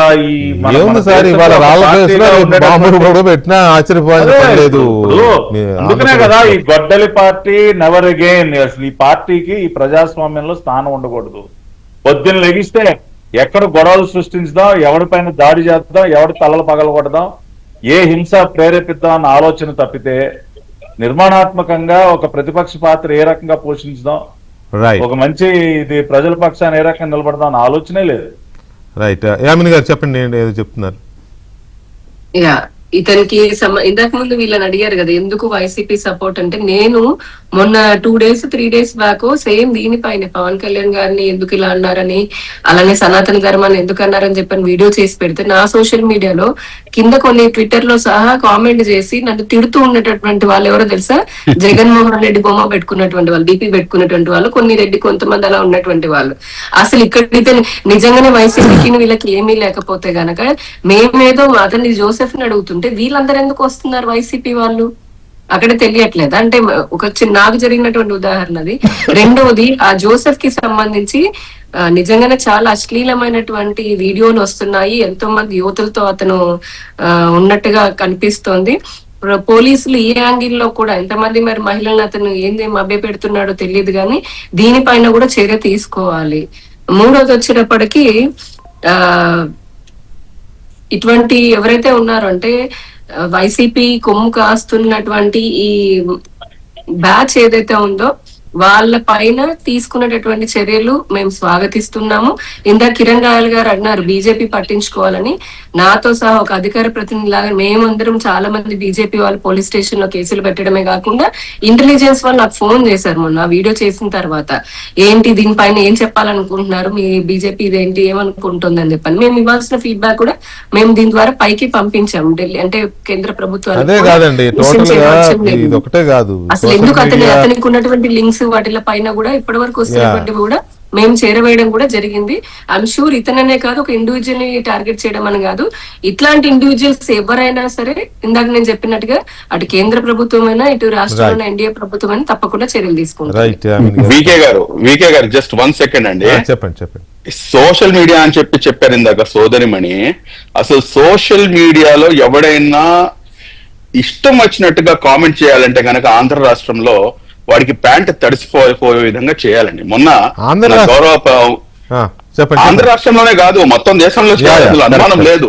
బట్ స్టిల్ ఏంటంటే నేను అట్లీస్ట్ నేను ఇక్కడ వరకు నేను గట్టిగా చెప్పగలను కాబట్టి నేను చెప్తున్నాను. ఎందుకంటే constructive criticism, yes you are most welcome. నన్ను రోజు క్రిటిసైజ్ చేయి, నువ్వు ఇది చేయట్లేదు, నువ్వు ఇది చేయట్లేదు, నువ్వు ఇది చెప్పావు, ఇది చేయట్లేదు అని ఖచ్చితంగా పడతాను. లేకపోతే సిగ్గుతో దానికి సమాధానం ఇచ్చే ప్రయత్నమైనా చేస్తాను, లేకపోతే రాజీనామా చేసినా కానీ వెళ్ళిపోతాను, నేను దీనికి చేతగాను అని చెప్పేసి. కానీ మీరు ఒక్కసారి నా అకౌంట్కి వెళ్ళండి సార్. ఒకసారి ఇందాక సోదరిమణి చెప్పింది కదా కామెంట్స్ చూడండి అని చెప్పి, ప్రతి ఒక్కడు జగన్ బొమ్మ పెట్టుకున్నాడే, ప్రతి ఒక్కడు నా చచ్చిపోయిన తల్లిదండ్రుల దగ్గర తీసుకొని నా పెళ్ళాన్ని, నా బిడ్డల్ని, అందరినీ రోడ్డు మీద లాగుతారు. ఏంటి సార్ ఇది? ఎన్ని రోజులు అధికారంలో కూర్చొని ఈ ఎదవల్ని ఇంకా భరించాలంటే లేదు. అప్పుడు కూడా భరించాం, ఇప్పుడు కూడా భరిస్తున్నాం. ఇది చాలా చాలా ఇక్కడ ఒకటైతే జరగాలండి. ఇప్పుడు ఉపా చట్టం పెడతారా, లేకపోతే ఇటువంటి జరుగుతూనే సీరియస్ గా సోషల్ మీడియా మీద ఒక పకడ్బందీ చర్యలు ఉండాలి. ఏంటంటే లేకపోతే ఫేస్బుక్ అయినా, ట్విట్టర్ అయినా, ఇన్స్టా అయినా, ఇంకోటైనా ఎవరు అకౌంట్ ఓపెన్ చేసుకున్నా వాళ్ళ ఒరిజినల్ ఫోటో, వాళ్ళ ఒరిజినల్ నేమే ఉండాలి. అది ఖచ్చితంగా ఆధార్తో సీడింగ్ అయి ఉండాలి.